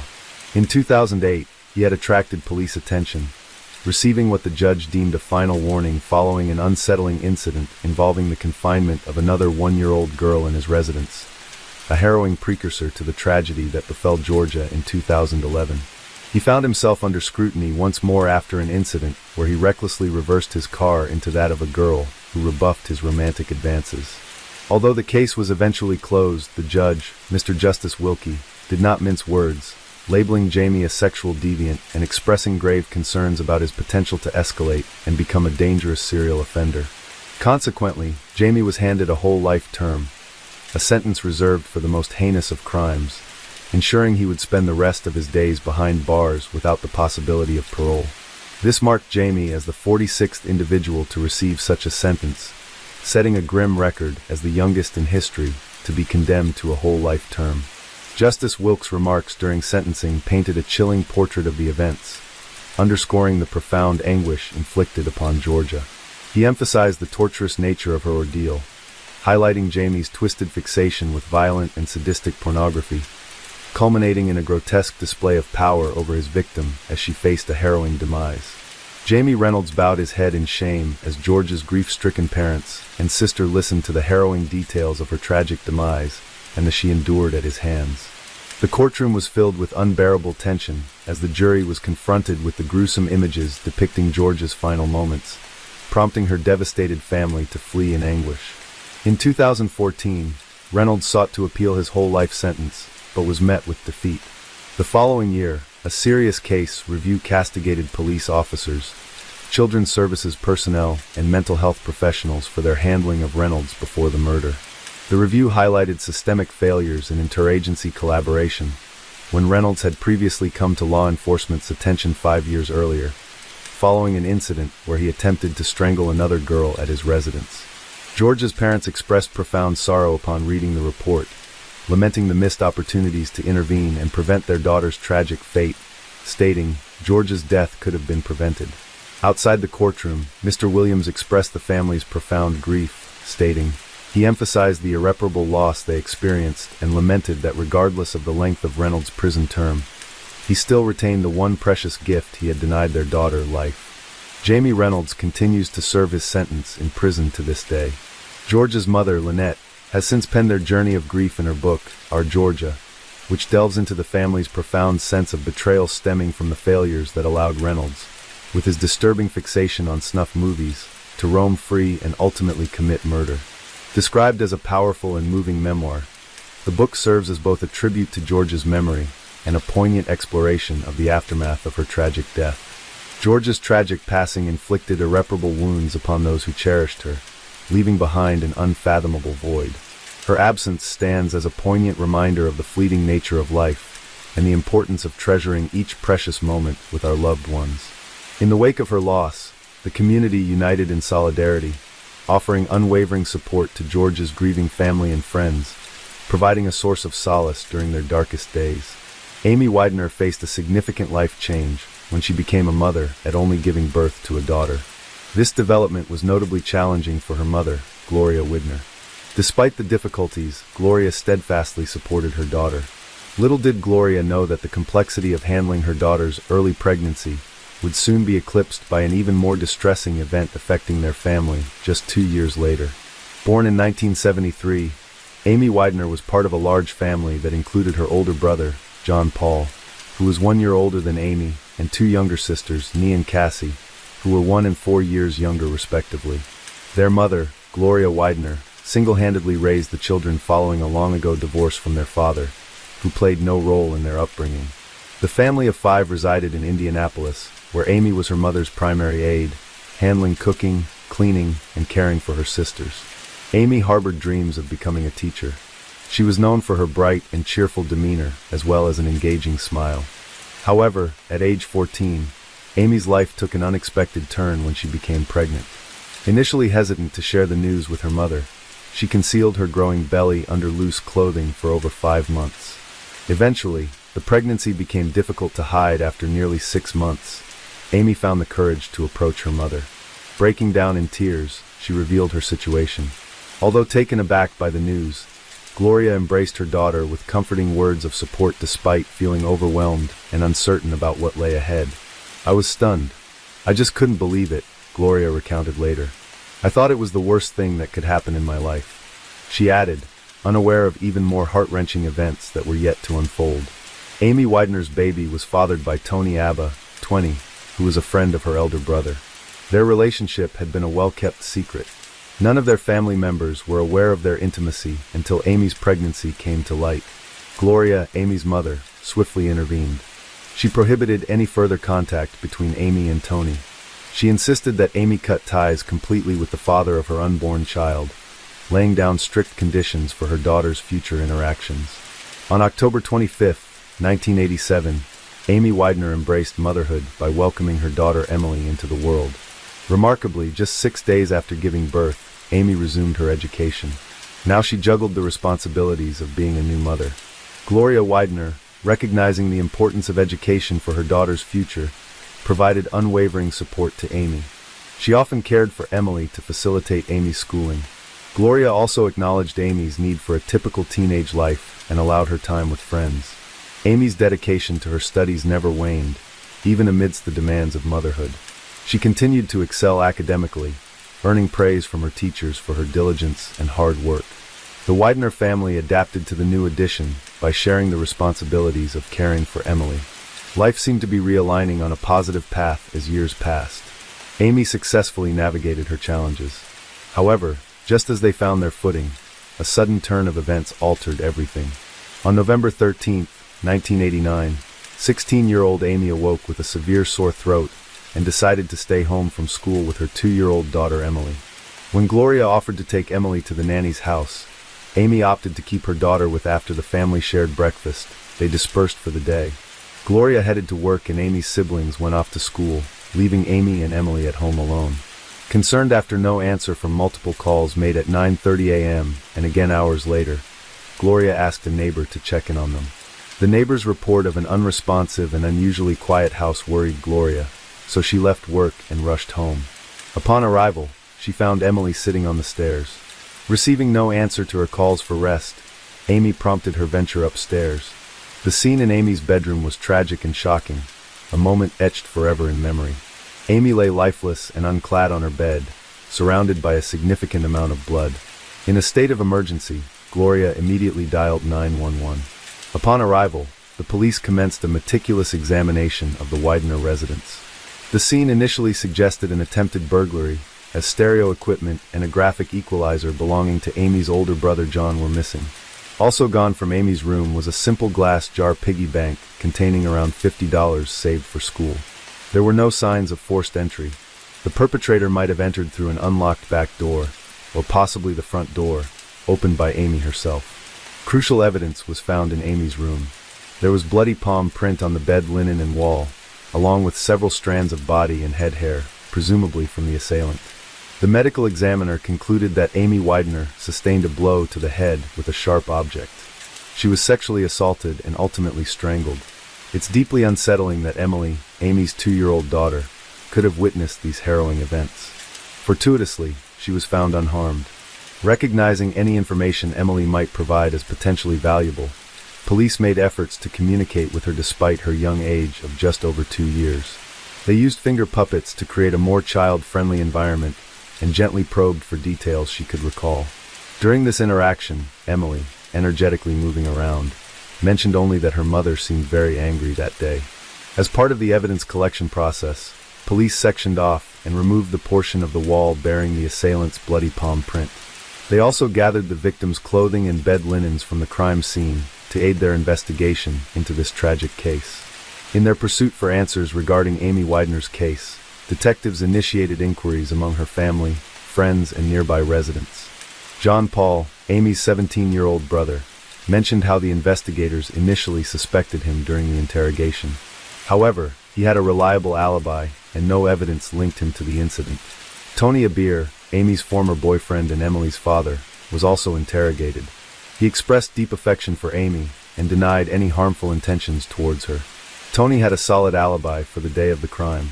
The police's attention was also drawn to Troy Jackson, who lived next to the Wideners. He knew about the stereo system stolen on the day of the murder. Despite his denial of involvement and the absence of any bruises or scratches on his hands, Troy provided hair samples that did not match those found at the crime scene. After passing a polygraph test, suspicions against him were dropped. Besides these three, the police interviewed other acquaintances, neighbors, and classmates of Amy. Fingerprints and hair samples were taken from all of them, but none fell under suspicion. Amy Widener's funeral was held shortly afterward, drawing a considerable crowd who wished to pay their respects.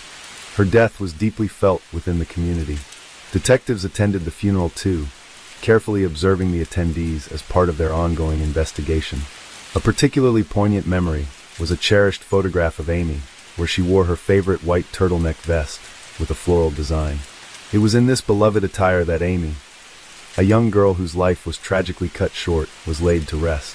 In the aftermath of their tragic loss, the Widener family clung to hope that Amy's killer would be swiftly apprehended and brought to justice. Yet as days turned into weeks and then months, no suspects were identified. Following Amy's passing, Gloria Widener legally adopted her granddaughter Emily, stepping into the role of motherhood once again. The weight of grief and fear burdened Gloria. She was haunted by thoughts of the perpetrator and worried about her family's safety.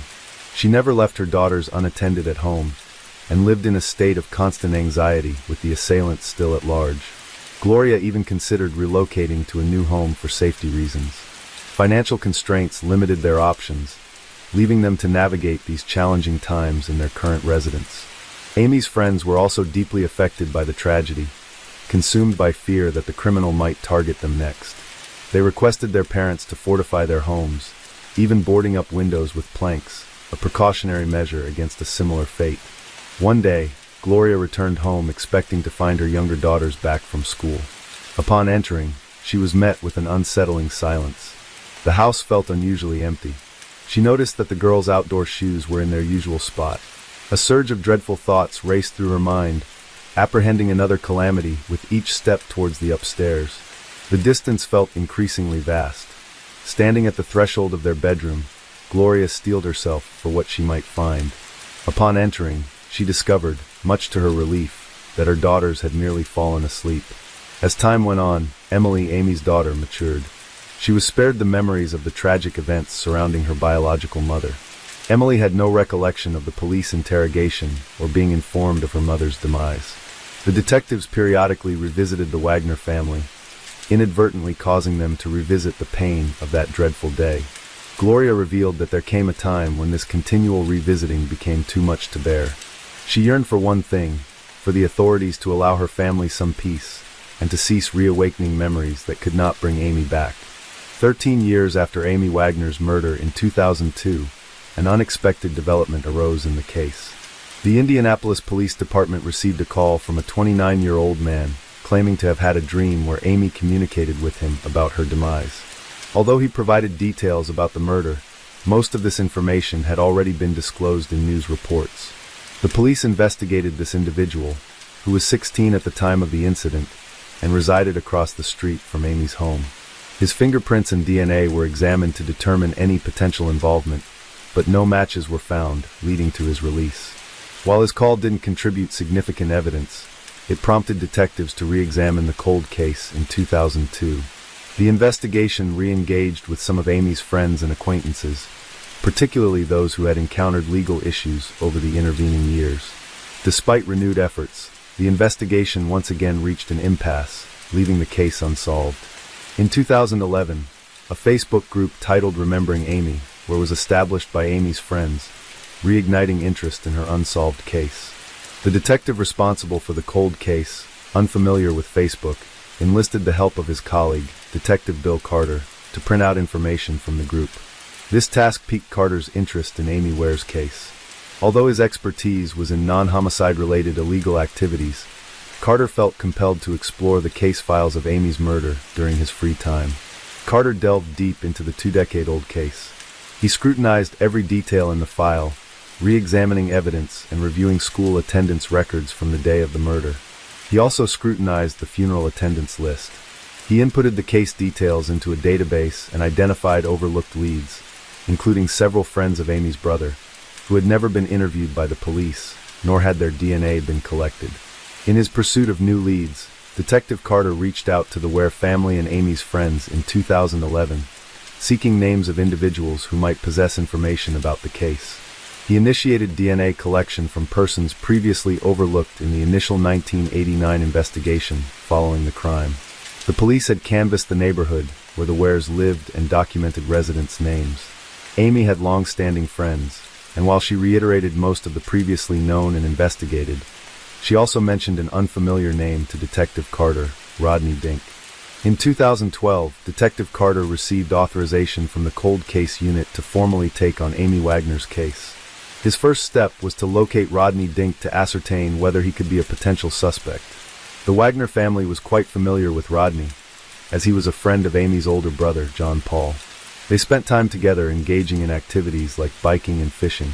When Carter inquired about Rodney with John Paul, he described him as a reserved individual who largely kept to himself and had never aroused suspicion.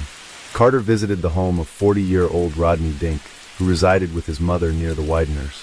Rodney was employed at an auto parts store, had been divorced for some time, and had a grown son with whom he had minimal contact. Upon Carter's arrival at Rodney's residence, his mother greeted him and informed the detective that Rodney was at work. Carter left his business card requesting Rodney contact him upon his return. That evening, Rodney called Carter, who promptly requested a meeting to discuss Amy Wagner's murder case. Rodney consented to the meeting and allowed Carter to visit at his house. However, when Carter returned for the meeting, Rodney was nowhere to be found. Carter examined Rodney's criminal background and found that he had previous charges for assault in 1991 and theft in 1997. With Rodney's fingerprints already in the database, they were compared with the palm print found at the Wagner residence.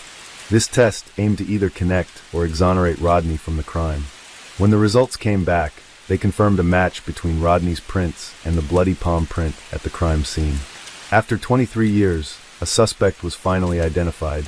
However, Rodney had vanished from his home, prompting an intensive search by the police. The breakthrough came when Rodney's credit card activity revealed a rented car with an OnStar tracking system. The detectives located the car in Indianapolis where Rodney was hiding. Rodney, while at a friend's house, was confronted by the police. Brandishing a knife and declaring his innocence, he ultimately injured himself during the encounter. He attempted to attack the officers but was subdued with a taser, handcuffed, and then taken to the hospital. During a 2-day hospital interrogation that was recorded on camera, Rodney confessed to Amy's murder. He initially claimed his intent had been burglary and had not anticipated Amy's presence due to her illness. Rodney recounted entering through a sliding glass door and being startled by Amy. In a panic, he hastily grabbed the nearest object and struck her on the head, which led to her death. As he recounted the incident over 2 days, Rodney frequently mentioned his vague recollection of the events of that day. He attributed this fogginess to the 23 years that had elapsed since the crime occurred. His account of his actions lacked precision. At one point, he even suggested he had visited the house with an acquaintance he referred to as Bag. However, Rodney struggled to recall clear details about this supposed accomplice and could not provide a description of their appearance. According to Rodney, Bag had initially kept watch outside before joining him inside, where they both confronted Amy. When questioned about Emily's presence during the incident, Rodney claimed he did not see her nor was aware of her cries in the house, oblivious to the fact that she had been nearby throughout the ordeal. Throughout the interrogation, Rodney remained composed and polite, not exhibiting behavior typically associated with a murderer, possibly due to the passage of time since committing the crime. His DNA sample was taken and, as anticipated, it matched that found in 1989 on Amy Wagner's bedsheet and blanket. The disclosure of Rodney's guilt came as a profound shock to the Wagner family. They struggled to reconcile the image of the quiet, unassuming Rodney with his heinous act. Rodney wasn't just Amy's older brother, John Paul's friend and classmate. He also lived across the street and frequently visited their home. Remarkably, Rodney had even attended Amy's funeral, mourning with others and extending condolences to Gloria Wagner. Later, Detective Carter discovered Rodney's signature in the guest book at Amy's funeral. Upon revisiting the case, he found that Rodney's name was first mentioned in 2003 by Tony Abercrombie, Amy's former boyfriend and Emily's biological father, who pointed out Rodney's regular visits to the Wagner family. Carter deduced that back in 1989, for some unknown reason, Rodney Den had evaded suspicion entirely. He wasn't considered a suspect or even questioned at that time. In 2012, while investigating Rodney Den's background further, detectives unearthed another grim detail. Rodney's biological son, Dylan Dank, was imprisoned for a crime committed in 2009.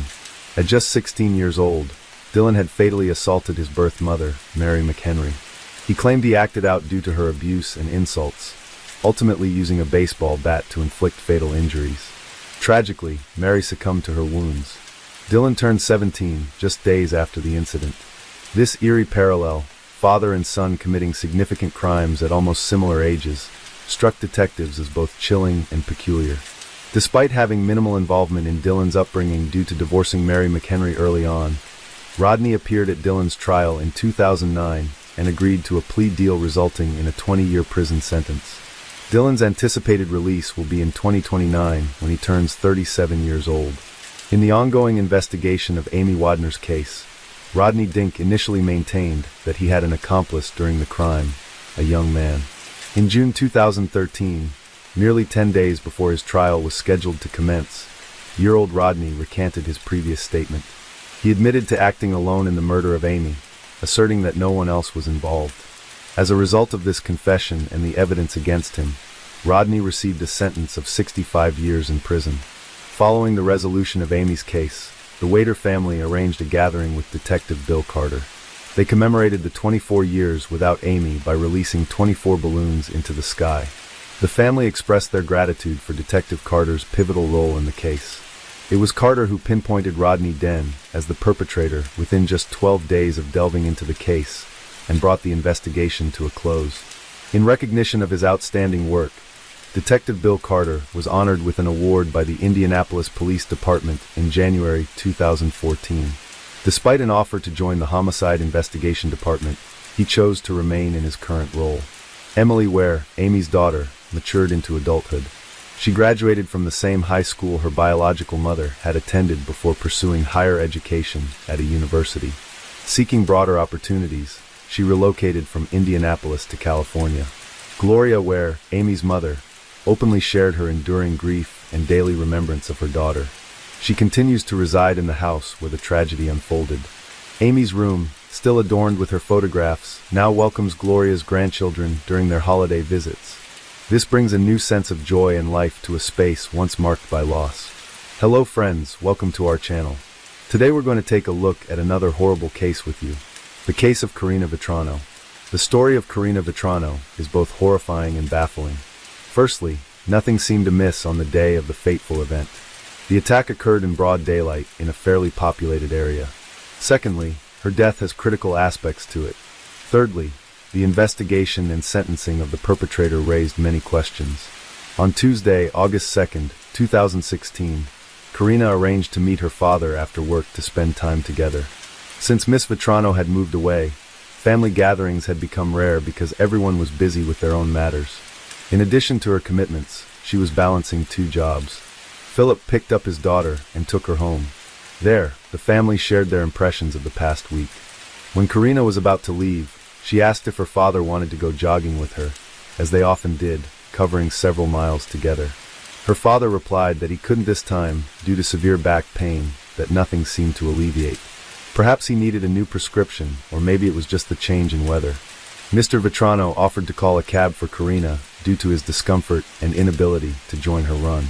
However, the weather was beautiful, the heat had abated, and there was a fresh scent in the air, hence Karina declined his offer. She was training for the upcoming marathon. The young woman had recently broken up with her boyfriend and wanted to distract herself. A jog would clearly do her good. That evening was the last time her parents saw their youngest daughter. At 5:45 p.m., she left the house for a jog.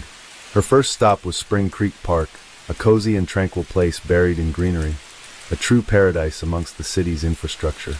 However, only part of the park was available for walking. The rest was covered with thickets and swamps. Mr. Vetrano asked his daughter to stick to her usual route and stay away from unfamiliar paths and people. Unfortunately, Karina ignored his advice in search of solitude. She decided to go to a grassy, deserted place. Karina's thoughts were abruptly interrupted. She felt a sharp pain in the back of her head and fell down. This rash decision cost the young woman her life. A frightening uncertainty entered the Vetrano home. It had been 2 hours since they had said goodbye to their youngest daughter. She should have been home by now, or at least answering the calls of her parents, who were frantically trying to reach her, and she had promised to keep her cell phone with herself. The anxiety was growing. Her father sensed that something was wrong and decided to seek help from his neighbor, the chief of the New York City Police Department. They were on good terms, and the high-ranking official knew that Philip would not make a fuss over nothing. After that, Karina Vetrano was reported missing. Police began searching for the young woman, combing the park area and surrounding streets. As a result, experienced canine units were brought in. Since it is known the first 24 hours after the scissori, the disappearance of a person are crucial. Law enforcement utilized all available resources before nightfall. At the same time, Mr. Vetrano, along with a group of volunteers, searched for his daughter on his own. He scoured the park from end to end, combing paths and wading through tall grass, all while making phone calls. As dusk fell, he noticed a light in the grass. As he approached, he recognized Karina's phone. Maybe she lost it and just didn't let them know. Philip approached, headed toward police officers, deciding to continue picking his way through the thicket, stepping into the grass. As he ventured further, Philip stumbled upon something soft, a partially undressed female body lying face down. When he turned it over, a familiar face stared back at him. A desperate scream escaped from his father's chest. It was Karina. She hadn't simply lost her phone, as he had initially believed. His little girl didn't answer her phone, because life had been cruelly taken from her. The crushing realization of what had transpired overwhelmed Mr. Vetrano. The police, hearing the screaming and yelling, quickly rushed to him. They dragged Philip away from his daughter's body, explaining that it was now a crime scene. They emphasized that anything in the vicinity could be considered evidence, and implored him not to touch anything to prevent tampering. On the journey home, Mr. Vetrano was lost in thought, tormented by how to break the news of their daughter's death to his wife. Images of past memories flooded his mind. He recalled vividly how on July 12, 1986, in Queens, their second daughter was born. From an early age, Philip had been proud of Karina. She was obedient and well-mannered. He remembered taking her to school for the first time, and how excellently she performed academically. Her strong educational foundation enabled her to earn advanced degrees. Karina graduated from St. John's University with a master's in speech pathology. She always dreamed of aiding children and worked tirelessly with autistic kids. Karina loved traveling and writing and had a passion for sports, especially running, an interest she shared with Philip, which brought them closer together. He recalled how closely he scrutinized her suitors out of paternal jealousy, eager for her to find true love and eventually establish a strong family like his own with Kathy. He hoped for wonderful grandchildren. The return journey felt endless. As they approached the house, Mr. Vitrano paused at the entrance and took a deep breath. Fortunately, he didn't need to explain anything to her. She understood everything from her husband's face. Kathy cried, approached her husband and hugged him. Soon Karina's relatives and friends learned of the incident. They struggled to recover from the shock. Believing in the sudden death of the young woman was hard, let alone its violent nature. Ms. Vitrano had been subjected to a brutal attack. This was the conclusion reached by investigators. At first glance, it was obvious that the woman had resisted.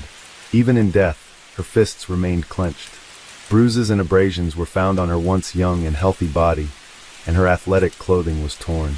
The autopsy showed that the back of the victim's skull had been damaged by a blunt object, probably a stone. However, the cause of death was asphyxiation. A clear mark was visible on the woman's neck.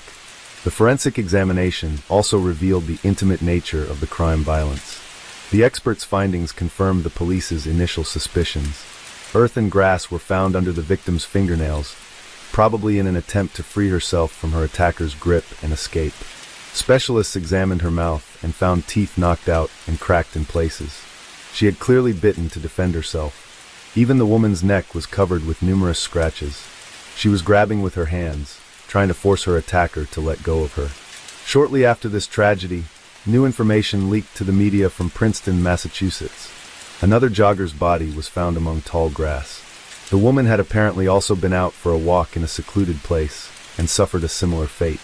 At first glance, these cases seemed identical, raising questions about another potential serial offender. In the United States, geneticists took charge of the case, tasked with comparing DNA samples collected from the crime scenes. Fortunately, unidentified samples were found on both victims. Contrary to police expectations, the analysis showed no connection between the crimes. It turned out that the DNA samples belonged to different individuals. It's well known that most lethal crimes are committed by someone close to the victim. Thus, police couldn't ignore any possibility. To this end, the victim's father provided his DNA, since he was first to discover his daughter's body. Later on, all of her relatives also underwent a DNA test which yielded no matches. Detectives then decided to interview Karina's family and friends to find out if she had any enemies or ill wishes. It turned out there were none. She was respected and loved by everyone. Investigators developed a new theory. Someone acted on base motives upon meeting Karina in a secluded place and attacked her. Feeling stuck, they sought public help by offering a $10,000 reward for information leading to the perpetrator. The initiative received widespread response. Detectives explored some 250 leads, conducted 600 genetic tests, and compiled more than 1,700 reports. All to no avail. It seemed like the perpetrator hadn't committed crimes before, or at least hadn't been caught for them, complicating things further.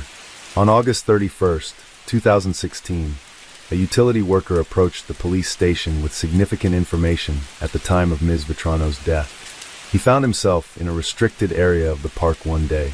Suddenly, a man emerged from the bushes and took off running in a naughty direction.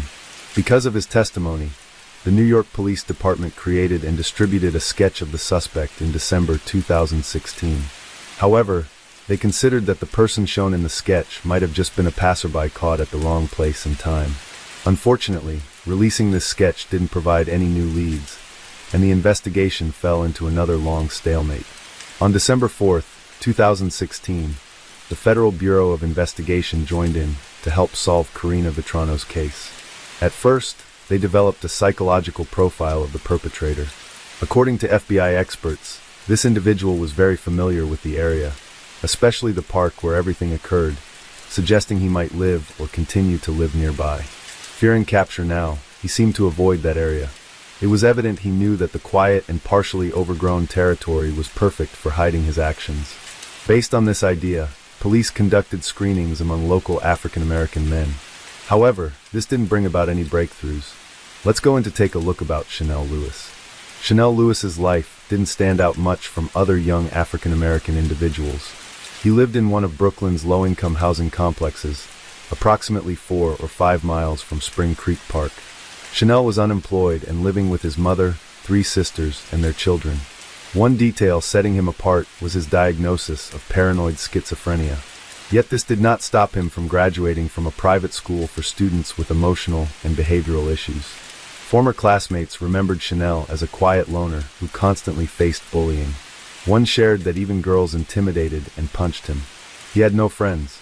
Another peer noted that while Lewis sometimes fought back, he wasn't effective at it and often got ridiculed for his clothing and appearance. Chanel always wore a hoodie and would smirk and walk away when things got tough, earning him the unfortunate nickname, African Lizard. 17-year-old Danielle Munes, a fellow student, described Chanel as a bright student with good grades. He liked to show me funny videos on the bus, she recalled. I never saw him being cruel. Some sources reported that the young man once claimed he wanted to harm all the girls during his time in middle school, even posing the question, what happens if I bring a knife to school? Dr. Edward Dana, the executive director of the school to which Chanel was transferred, commented on this. We received no reports of threats in middle school. During his time at our school, he had no disciplinary sanctions. I never heard him make threatening statements towards other students. Nonetheless, Chanel was a troubled teenager who often experienced bullying. He dreamed of working in social services, aspiring to help those in distress. When conflicts arose at home, he would wander the streets frequently and visit the park. Lewis had several minor encounters with the police, 2 for violations in Spring Creek, and 1 for urinating in public in May 2016. Another incident happened when a local merchant reported Lewis for loitering in his store with a crowbar. Responding officers checked Chanel's ID and released him as he had no prior incidents. However, this information was retained by the police and later played a crucial role in the investigation into Karina Vetrano's death. In February 2017, Detective John Russo, who was involved in the investigation, remembered something significant. He had repeatedly seen a young man in a hoodie wandering around the park. Russo even attempted to follow him once, intrigued by his behavior. The young man walked slowly and stopped for long periods in front of houses near the park, as if scouting them for potential burglaries. However, Russo lost sight of him when he contacted his colleagues by phone. Following a store owner's report of suspicious activity, a teenager matching Chanel's description came to the police's attention 2 months into the investigation. Detective Russo recalled this wanderer thinking he might have seen or heard something relevant. Investigators then focused on Chanel Lewis after Detective Russo took a closer look at his file. Chanel's peculiarities had raised their interest. The police began inquiries about him, questioning acquaintances and teachers. It emerged that he had allegedly expressed a desire to harm girls. This news stirred significant concern and suspicion. With no other leads, officers decided to focus on Lewis. It was discovered that during Karina's death, Chanel was not at home. After an argument with his family, he had gone to the park. Upon his return, his appearance was disheveled, his clothes torn, and he had visible bruises and abrasions. When his mother inquired about what had happened, Lewis claimed he had been attacked. His account matched the timeline with a witness's description of a man fleeing the park. Additionally, on August 3, 2016, Lewis's father, a former school principal, took him to the hospital for treatment of severe wounds, mostly cuts, and he also had an injured hand. The investigators reviewed the medical records from that day and found the story plausible. However, they noted similarities between events involving Chanel Lewis and Karina Vetrano. On February 4, 2017, Chanel was brought to the police station and voluntarily provided his DNA for analysis. Detectives wondered if a perpetrator would willingly do this. The interrogation began on the morning of February 5th. Lewis admitted that he was indeed in the park around 5 p.m. on August 2, 2016, but clarified he was walking on dirt paths, listening to music, not through thickets. He confessed to encountering a young woman jogging with her phone in her hand. When asked by detectives if something happened when he encountered her, Chanel nodded and quietly said yes. I was walking in the park, trying to distract myself from a family argument, when I met a woman alone, he began again. I decided to follow her. When she passed by me, I grabbed her shoulders and threw her to the ground, then hit her face about 5 times so she couldn't scream. He recalled how his punches knocked out several of her teeth, injuring his own hand in the process, echoing details eerily consistent with earlier evidence they had gathered. He also mentioned that the struggle lasted about 5 minutes. Miss Vitrano fiercely resisted by biting. To avoid drawing attention, Louis dragged her off the path into Tall, where he tried to undress and assault her. She was horrified, but kept resisting. Chanel then strangled her, until he realized she was no longer alive. When asked if he knew the victim beforehand, he replied, "I did not know her before this. It all happened by chance." The motive for the act was unexpected and bizarre. Loud music played by a neighborhood gang member for hours had triggered Chanel's hatred and uncontrollable aggression. These negative emotions were unleashed on the unfortunate woman, a strange reason indeed. Investigators, confusion faded when DNA comparison results matched perfectly. Microscopic traces found on the victim's body and phone belonged to Chanel. Consequently, the police and prosecutor concluded the case was solved and ready for court. However, the motive still seemed unlikely. It's possible Chanel had noticed Karina before, since he often went to that park. He might have seen her with her father, liked her, and decided to approach her. After being rejected, he became furious and attacked her, causing the situation to spiral out of control. This scenario would have been more understandable. On November 5, 2018, the trial against Chanel Louis began. Despite his previous statements to authorities, Louis pleaded not guilty, a stance echoed by his family denying his involvement in the crime. The prosecution charged Louis with ending a life and sexual assault, facing him with a sentence ranging from 25 years to life imprisonment. The debate over Louis' guilt not only unfolded in the courtroom, but also spilled over into the media. Louis' defense team stirred things up by pointing out alleged legal violations during his arrest, along with several news outlets. They claimed racial bias and discrimination. However, the judge dismissed these allegations as baseless, emphasizing that the investigation complied with legal standards. The prosecution presented tangible evidence and DNA analysis findings, while the defense argued that this evidence was insufficient and contaminated due to many people at the crime scene, including Karina's father, who discovered her body. Forensic biologist Linda Rosano stated that odds of the DNA belonging to someone other than Louis were 1 in 6 trillion. The prosecutor also introduced Louis' phone records, revealing his internet searches on second chances and forgiveness in Catholicism, which raised questions about what sin Chanel hoped to atone for. The release of Louis' confession video sparked further controversy. His lawyers argued he was under immense pressure, leading to a coerced confession. They suspected police might have fabricated evidence. The recording commenced only after Louis was pressured, raising concerns that the search of his home violated protocols. The defense suggested that the investigation into Karina Vitrano's death was initially mishandled. With public pressure mounting for an arrest, they argued, Louis became a scapegoat. The jury was deeply influenced by the defense's compelling arguments. After considering both sides, jurors could not reach a conclusive verdict. On November 21, 2018, the judge declared a mistrial. A retrial was initially scheduled for January 22, 2019, but later postponed to March 2019. Following 5 hours of deliberation during the retrial, Chanel Louis was ultimately found guilty of Karina Vitrano's death and sentenced to life without parole on July 23, 2019. The defense employed delay tactics by citing an anonymous source to allege misconduct by a juror, suggesting jury pressure and conspiracy. A case that seemed straightforward at first sparked widespread prejudices and fears in society. Karina Vitrano's tragic death affected many, serving as a stark reminder for women to remain vigilant about their safety.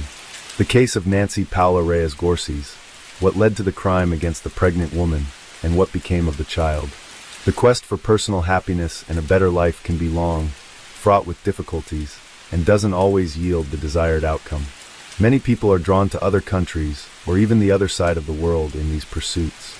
But sometimes, instead of finding the expected happiness, they encounter only pain, deep disillusionment, or even death. In the pursuit of dreams and overarching goals, it is crucial to remain aware of the people around us.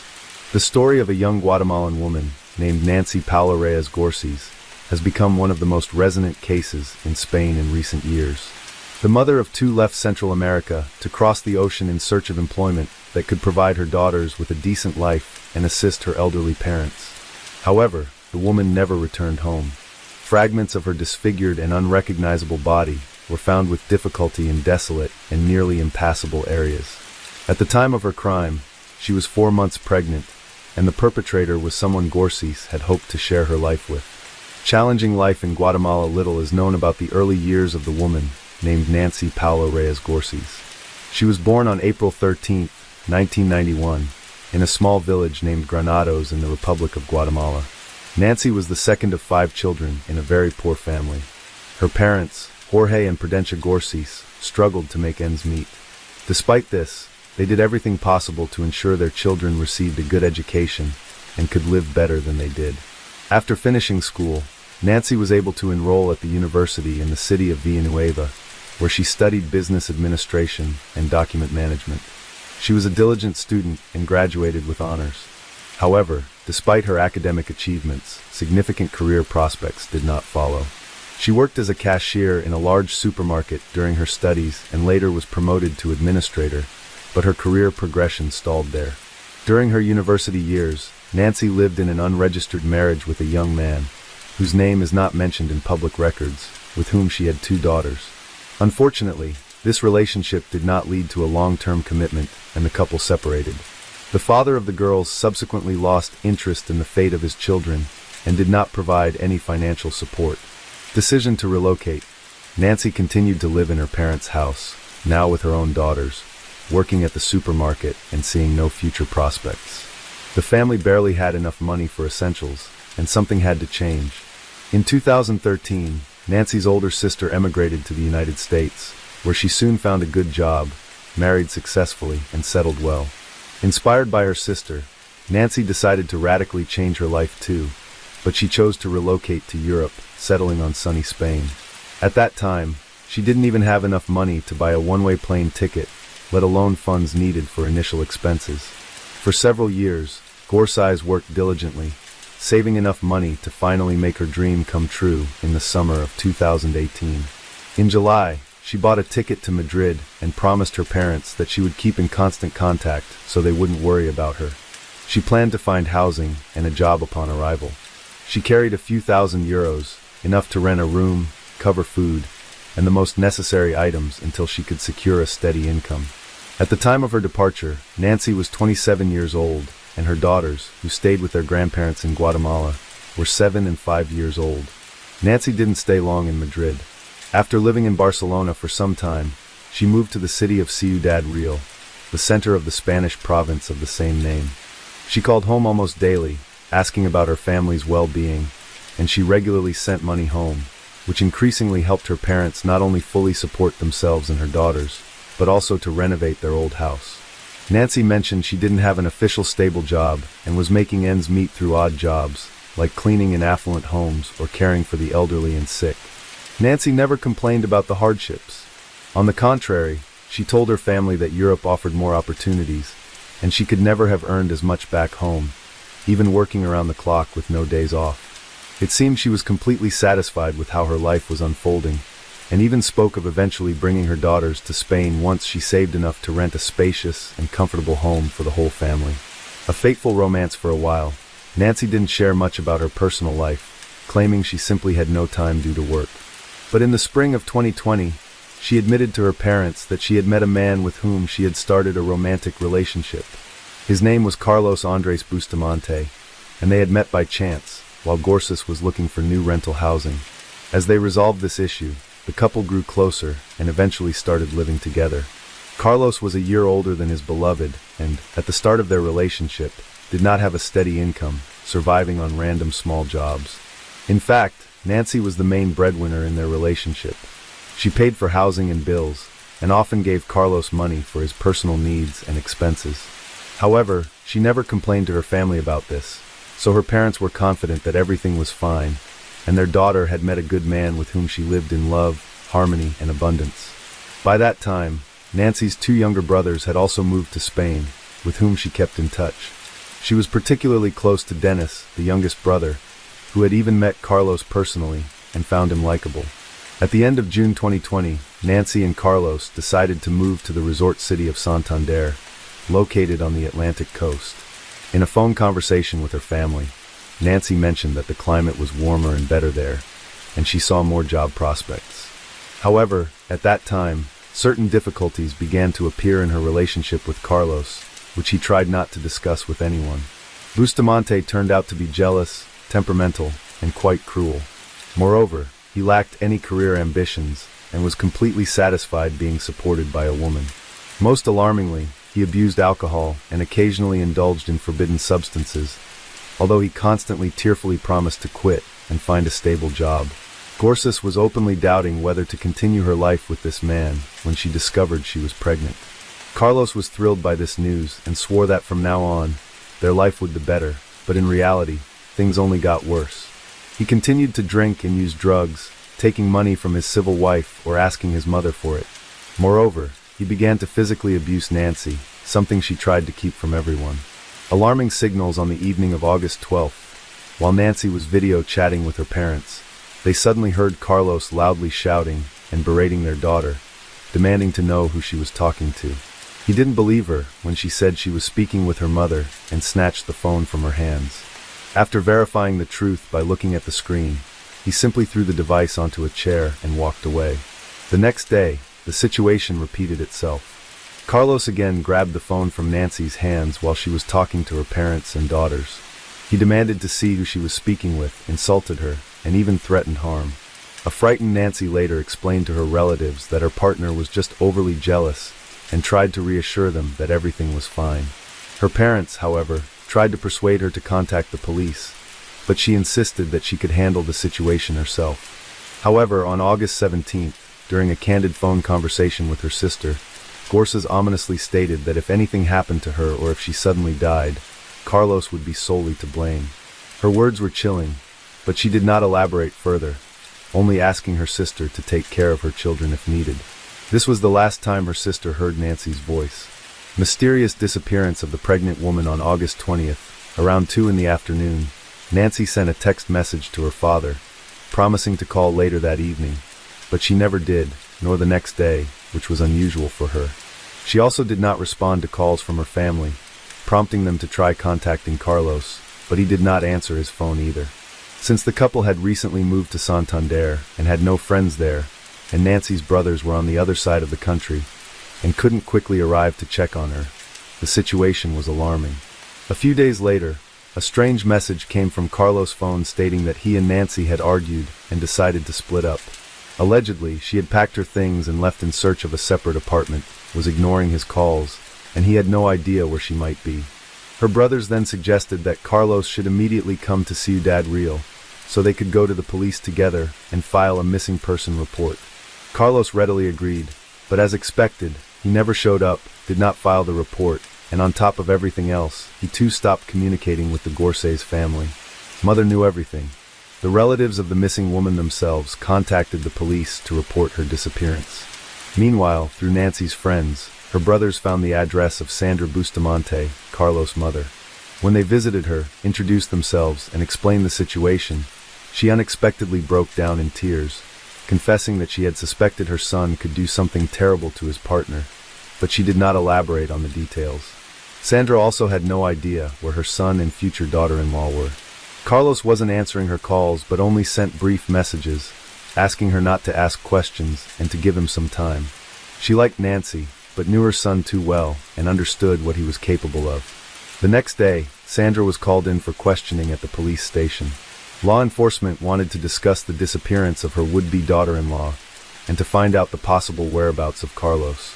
She shared with the officers what she had already told the girl's brothers the day before and showed them a lengthy text message that Nancy had sent her a couple of days before she vanished. In the message, Nancy pleaded with Sandra never to give her son money, regardless of the tearful stories he might concoct. According to Gorsuis, he would spend it all on alcohol and banned substances, under the influence of which he became very aggressive and cruel. He had no desire to find a job or battle his addictions, and his behavior became increasingly threatening, prompting the pregnant woman to consider leaving him. She ended her message by saying it was better to end things now before anyone got hurt. Another disturbing detail also came to light. It turned out that Carlos had several prior convictions for causing bodily harm, and one of his first victims had been his own mother, whom he had brutally beaten when he was just a 17-year-old teenager. At that time, he had gotten off with probation, but later, after leaving his family home, he had served short terms for assaulting women with whom he lived and tried to form relationships. The oldest profession. The investigation was just beginning, but in the first few days, many curious details emerged that indicated this union was doomed from the start. In addition to Carlos being an aggressive, unemployed drug addict with a criminal record and suffering from uncontrollable bouts of rage, friends of Nancy revealed something interesting about her as well. It turned out that the woman was not merely a housekeeper or caregiver, as she had told her parents, because cleaning houses and caring for the elderly would never have brought in as much money as she was sending home every month. The slender, dark-haired Guatemalan with a striking appearance provided escort services to wealthy Spaniards and visitors alike. Indeed, her work was connected to the odd and sudden move to the resort port city of Santander, where she had more opportunities to earn. Carlos knew about his beloved's occupation, and initially, he was fine with it since she fully supported them both, eliminating the need for him to find work himself. However, when she became pregnant, he began to lose his mind. Firstly, he was tormented by doubts about whether he was the father of the child, suspecting it might be one of Nancy's clients. Secondly, she continued to work even in her condition, and Bustamante was insanely jealous. He alternated between forbidding her to meet and talk with other men, and forcing her to work when they ran out of money to live on. The money that the man took from his mother, he spent exclusively on himself and his vices. Horrific discoveries. In a rented apartment, for nearly a week, there had been no known whereabouts of Nancy and Carlos. Carlos had been in touch, but only responded with messages and never disclosed his location. Surprisingly, it wasn't until August 26th that police finally obtained a warrant to search the couple's vacant rental apartment in Santander. What they found there was truly shocking, and left no doubt that Nancy was no longer alive. Blood traces were found virtually everywhere in the apartment. Some attempts had been made to clean them up, but for the most part, they were visible even to the naked eye. In the clogged drains of the bathroom and toilet, fragments of bones, hair, as well as pieces of skin and internal organs were discovered. Forensic analysis confirmed that all belonged to the missing woman, although her remains were not found in the apartment. The crime scene suggested that Nancy had been brutally ended, dismembered in the bathroom, and her remains disposed of elsewhere. Carlos immediately became the prime suspect in the case.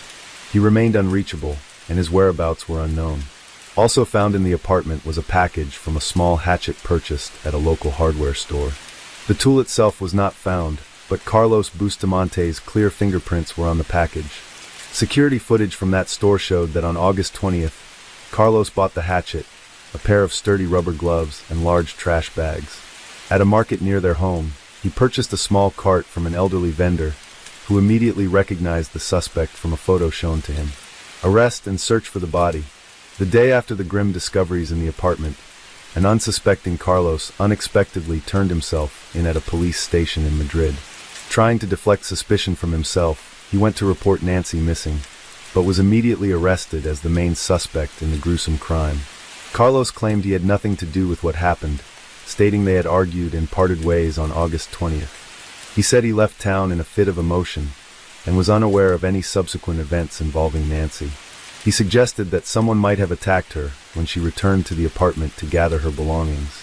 Carlos's version sounded far-fetched, especially after police found his fingerprints on the hatchet's packaging. In the following days, nearby wastelands, sewer systems, and the coastline were thoroughly searched with the help of divers, but no trace of Nancy was found. The police then decided to track all of Carlos's movements from August 20th to the 26th, using his mobile phone signals. It turned out he had spent 3 days traveling along the coast, and had also visited the cities of Bilbao and Burgos before heading to Madrid. It was clear that Carlos was trying to cover his tracks, but it seemed unlikely that he would travel around the country with a dismembered body, leading authorities to continue their search in Santander. Street surveillance footage showed that on the evening of August 20th, he walked toward a large natural forest park. He returned to the apartment late at night, and then went out again, this time with a cart filled with oddly shaped bags. There were few cameras in the park itself, so once Carlos entered the wooded area, he disappeared, and later reappeared with the same cart, which was now much lighter. He then headed toward the railway tracks, beyond which was a steep cliff overgrown with bushes. From there, he returned much lighter, giving law enforcement a clear indication of where to look for the body. Where is the child? It wasn't until September 16th that bags containing highly decomposed human remains were found in thick underbrush on the hillside. These remains were identified as those of the missing Nancy Gorses, divided into 20 parts with a hatchet. According to security camera footage, everything Carlos transported in the cart was recovered, but something was still missing. Nancy, as we recall, was 4 months pregnant, yet her fetus was not found in any of the bags. The condition of the victim's genitals and lower abdomen showed merciless mutilation with a knife and hatchet, indicating that the perpetrator likely extracted the fetus and disposed of it separately from the mother's body. Carlos consistently denied his involvement, gave conflicting statements, and continued to try to shift the blame onto an unknown assailant. However, traces of the victim's blood were found on his clothing and shoes, which he attempted but failed to completely wash off. Despite Bustamante's refusal to admit guilt, investigators were able to piece together the chain of tragic events and the full scenario of the crime. Forensic experts believe that on the afternoon of August 20th, following an argument, the man brutally beat and strangled his pregnant partner in the kitchen, where traces of blood were found on the floor and walls. Carlos then moved Nancy's body to the bathroom and went shopping at a hardware store and the market. In the bathroom, he divided Nancy's body into 20 parts using a large kitchen knife, placed the pieces into bags, and loaded everything into a cart. He then went to the park, looking for secluded places to dispose of the body. Late at night, he left the apartment with the cart and followed a pre-planned route deep into the park, scattering the bags in various locations, hoping they would never be found. Trial and sentence: the whereabouts of the fetus Carlos removed from Nancy's body remain unknown. He denied his guilt and claimed he loved her. From the time of the gruesome crime until his arrest in Madrid, Bustamante lived off the money he stole from Gorses, which he spent daily in bars across various cities. The investigation, the search for evidence and witnesses, took law enforcement nearly 2 years, and the trial of the murderer did not begin until July 2022. In November of the same year, Carlos was found guilty of the premeditated brutal murder of Nancy and her unborn child, as well as the dismemberment and desecration of her body. However, many considered the sentence handed down to the murderer to be too lenient. Bustamante was sentenced to 25.5 years in prison, and he was also ordered to pay financial compensation of 150,000 euros to the parents and daughters of the deceased woman. Drew Katrina Sjoden was born September 26, 1981, in Minneapolis, Minnesota. She was the younger of 2 children to her parents, Alan and Linda. When Drew was 3 years old, her parents divorced but kept their friendship. From age 10, she and her brother Sven were raised by Linda and her second husband, Sid Walker, a travel agent in a comfortable home on Whitefish Lake, renowned as one of Minnesota's most scenic vacation spots. Drew blossomed in high school, becoming an honor student, joining the golf team, and getting elected homecoming queen in 1999. But her real passion was for art. Her room at home was filled with her sketches of rock stars, models, and her friends. After graduating from high school, she went to the University of North Dakota Grand Forks, a city of about 50,000 people. Friends described Drew as a person in love with life and ready to lend a helping hand to everyone. She often traveled around the country, but her dream was to visit Australia, and Drew was going to go there in the spring of 2004. In preparation for the event, to save up more money, Drew worked 2 jobs in her spare time: a sales associate at Victoria's Secret and a waitress at a nightclub in Grand Forks. On Saturday, November 22, 2003, Drew's shift at the Victoria's Secret store, located in Columbia Mall, ended at 4 p.m. Later that day, she was supposed to work at a nightclub. Before leaving the mall, Drew decided to go shopping and bought a purse from a certain store. She called her boyfriend, Chris Lane, as she made her way to her car in the parking lot. Suddenly, after Drew said, okay, the call was disconnected, but Chris didn't give it much thought. There was nothing important they were discussing, and so he didn't call back. About 3 hours later, Chris's phone rang again, and it was Drew calling.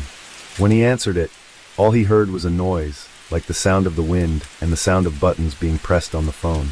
3 weeks later, in an interview on a television station, Chris recounted the thoughts that flashed through his mind when his conversation with Drew was interrupted. "I did not know the sense of urgency of this phone call at the time," he said.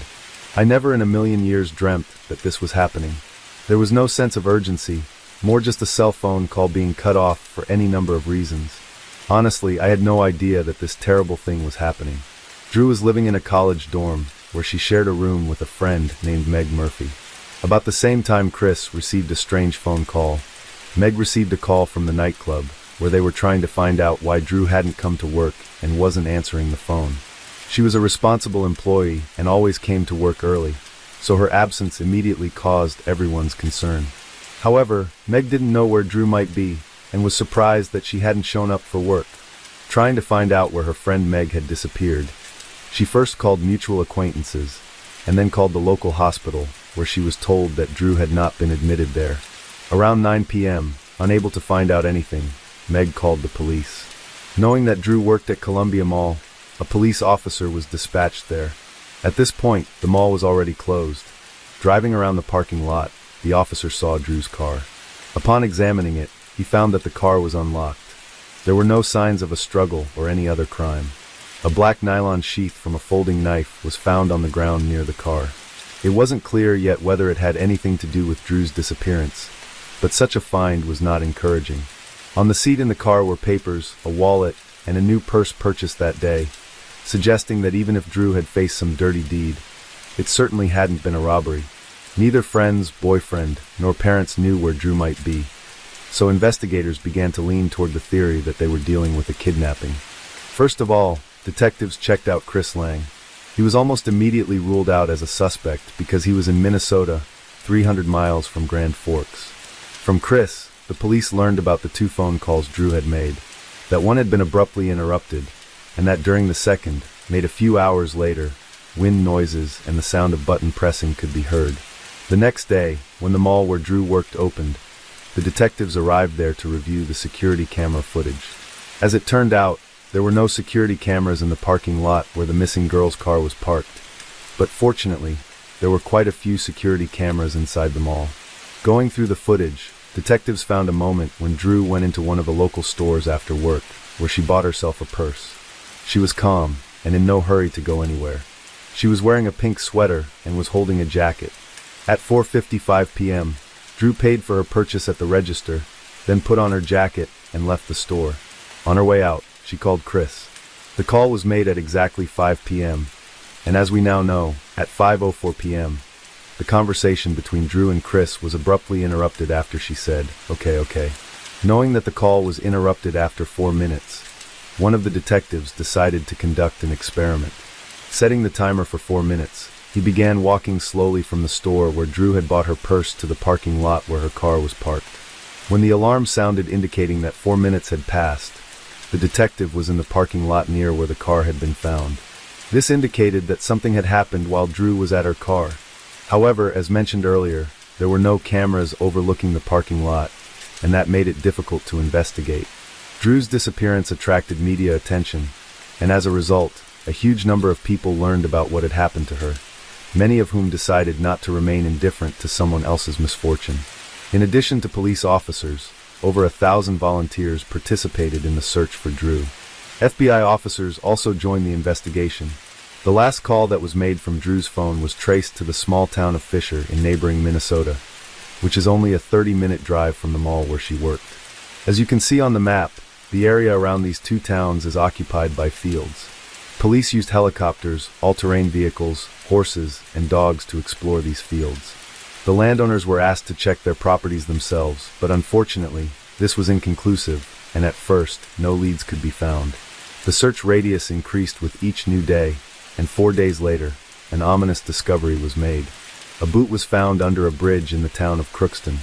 A roommate noted that on the day of her disappearance, Drew had left the house wearing those boots.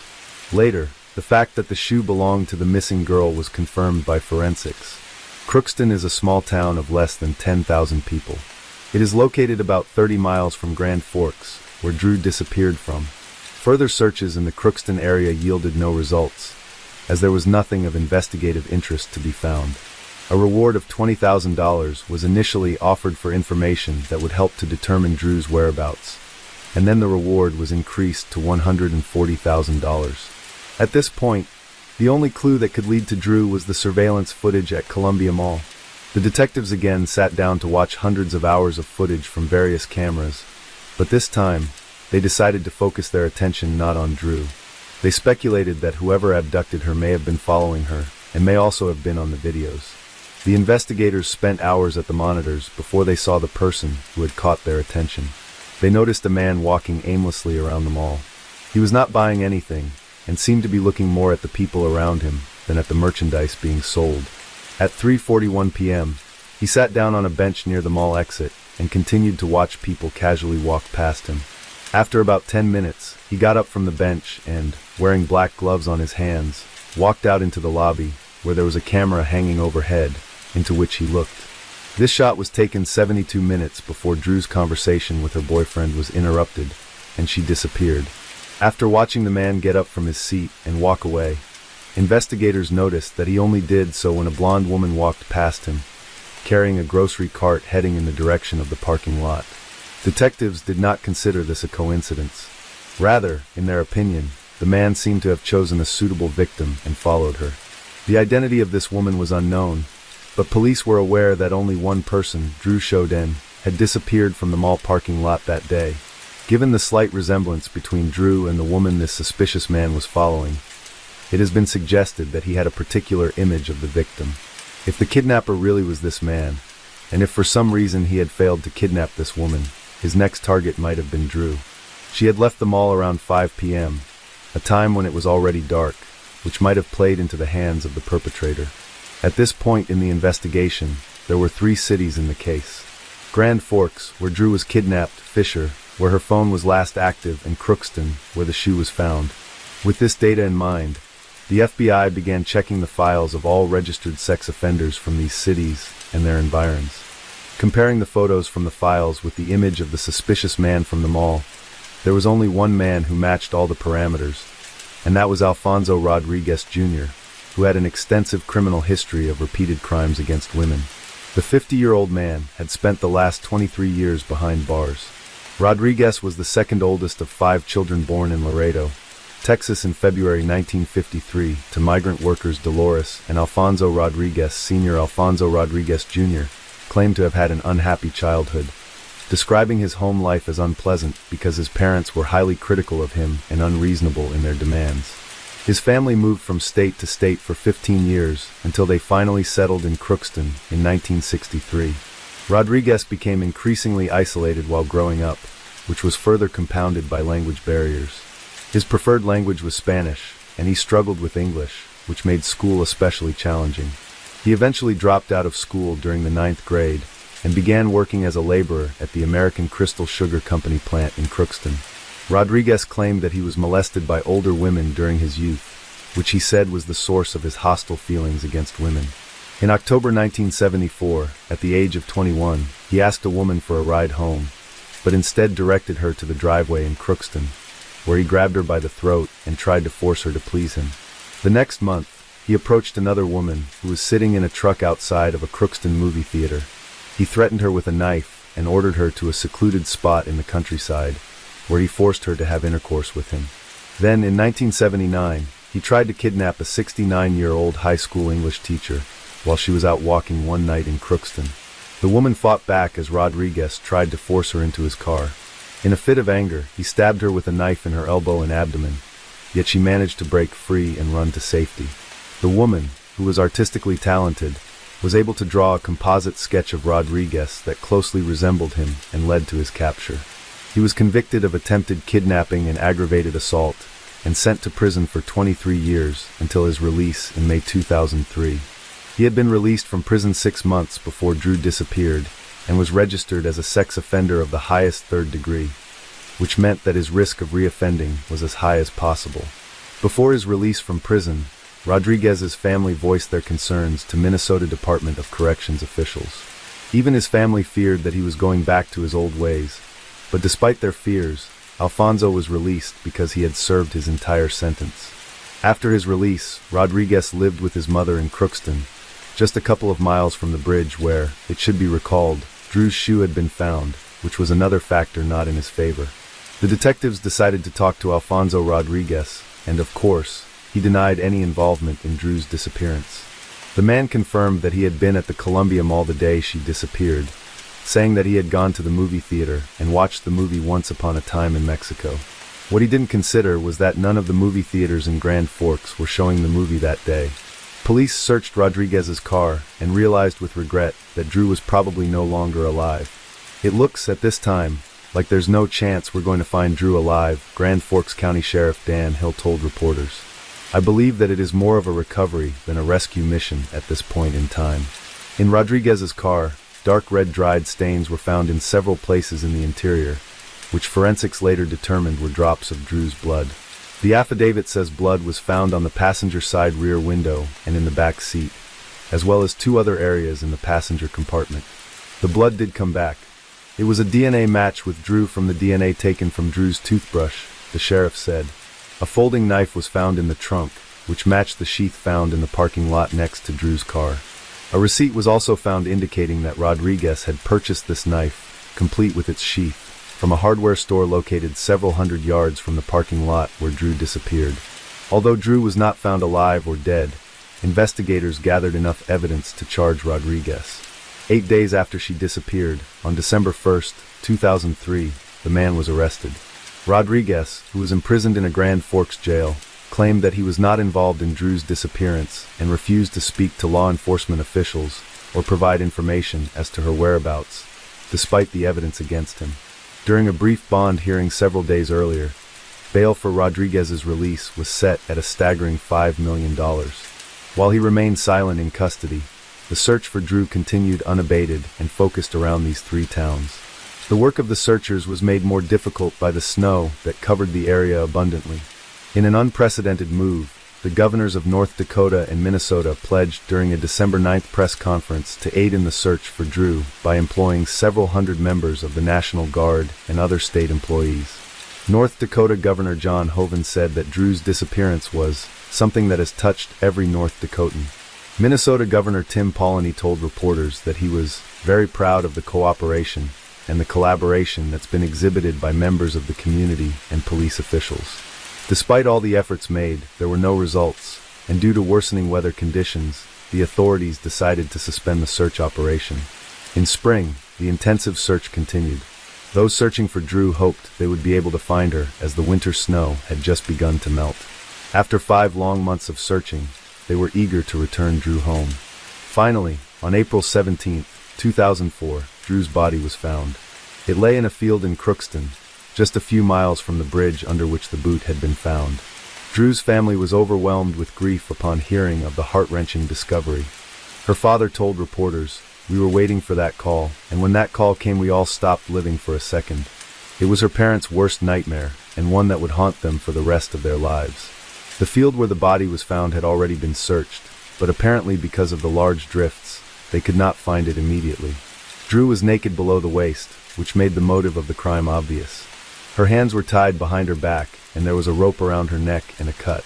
Under the rope were the remnants of a plastic bag, indicating that the bag had first been put over Drew's head and then tied around her neck with a rope. Hair matching Rodriguez's DNA was found on Drew's jacket. Before she died, the young woman had been brutally beaten and stabbed repeatedly. The medical examiner listed 3 possible causes of her death. It was either the cut on her neck, suffocation, or the third possible cause, which was hypothermia. On April 24, 2004, after many months without a word, Drew's family was able to say goodbye to her. About 1,500 people attended the mourning ceremony. North Dakota, where Drew was kidnapped, abolished the death penalty back in 1975. Minnesota, where the body was found, did not use the death penalty as a punishment either. However, because Drew had been transported across state lines, the crime was considered a federal crime, and therefore the prosecutor's office had the right to seek the death penalty for Rodriguez. On August 30, 2006, Alfonso Rodriguez Jr. was convicted in the Drew Sheldon case. The jury recommended that he be sentenced to death. On February 8, 2007, Judge Ralph Erickson, during the hearing, told the unconfessing Rodriguez that his senseless and violent actions caused the jury in the court to make a difficult decision. Alfonso Rodriguez Jr. became the first person sentenced to death in the state of North Dakota in nearly a century. After 6 years on death row, on June 28, 2013, Rodriguez confessed that he was the one who kidnapped and took Drew's life. However, the story doesn't end there. Ralph Erickson, who had previously been the district judge who sentenced Rodriguez to death, became a U.S. Court of Appeals judge, and it was he who in 2021 overturned his own conviction of Rodriguez and ordered a new sentencing phase. Rodriguez's guilt is not in doubt and has been confirmed by various types of DNA testing. In this case, it is the death penalty that is at issue. Erickson overturned the death sentence, citing, among other things, the failure of defense attorneys to properly examine Rodriguez's mental health and the testimony of forensic expert Michael McGee, which the judge himself said misled him. This is the expert's testimony, which stated at the time that Rodriguez violated Drew's sexual integrity within 24 to 36 hours of the abduction. The fact is that there was no direct evidence to support this, such as Rodriguez's seminal fluid on Drew's body. According to the judge, the expert gave his opinion, but it was not supported by the facts, which misled the judge and influenced his verdict. Still, in reversing the death sentence, Erickson noted that even without the presence of Rodriguez's seminal fluid, the circumstances in which Drew's body was found, naked below the waist with her hands tied behind her back, were indicative of a sexually motivated crime. Judge Erickson said that the failure to examine Rodriguez's mental health, both generally and at the time of his crime, was a violation of his constitutional rights. After Rodriguez's death sentence was overturned, the federal prosecutor's office issued a statement saying they would seek the death penalty for him again. However, 2 years later, in 2023, the prosecutors abandoned those plans and accepted that Alfonso Rodriguez's death sentence was commuted to life imprisonment without the possibility of parole. A statement to that effect was issued, which said, "The United States of America, by Max Schneider, United States Attorney for the District of North Dakota, hereby withdraws the notice of intent to seek a sentence of death against defendant Alfonso Rodriguez Jr., filed on October 28, 2004, Schneider wrote in a March 14 court filing. The United States no longer intends to seek the death penalty in this case. My thoughts today are with Drew Chodon's family, particularly her parents, Linda Walker and Alan Chodon, said Schneider. They are genuinely good people and loving parents who, in the wake of an unimaginable loss, have worked closely with our office for nearly 20 years. We continue to wish them the greatest measure of peace possible. I also want to commend the trial team, including former United States Attorney Drew Wrigley, as well as our office's appellate attorneys and support staff. Over the last 2 decades, they have continuously upheld the high standards of the Department of Justice through their work on this tragic case. As a result of their efforts, Mr. Rodriguez is and will remain a convicted murderer. The directive to withdraw the death notice has changed how the United States Attorney's Office will proceed with this case. What will not change is that Mr. Rodriguez will draw his last breath in a federal prison. This case led to changes in sex offender registration laws. On July 27, 2006, President George Bush signed the Adam Walsh Child Protection and Safety Act, which included Drew's Law. Drew's Law changed the name of the National Sex Offender Public Registry to the Drew Chodon National Sex Offender Public website, which provides information to the public on the whereabouts of registered sex offenders, regardless of state, territory, or tribal boundaries. On June 22, 2013, news broke that Alfonso Rodriguez had been transferred from death row prison in Terre Haute, Indiana, to Coleman II, a high-security penitentiary in Sumterville, Florida. This is where it looks like he will spend his last days.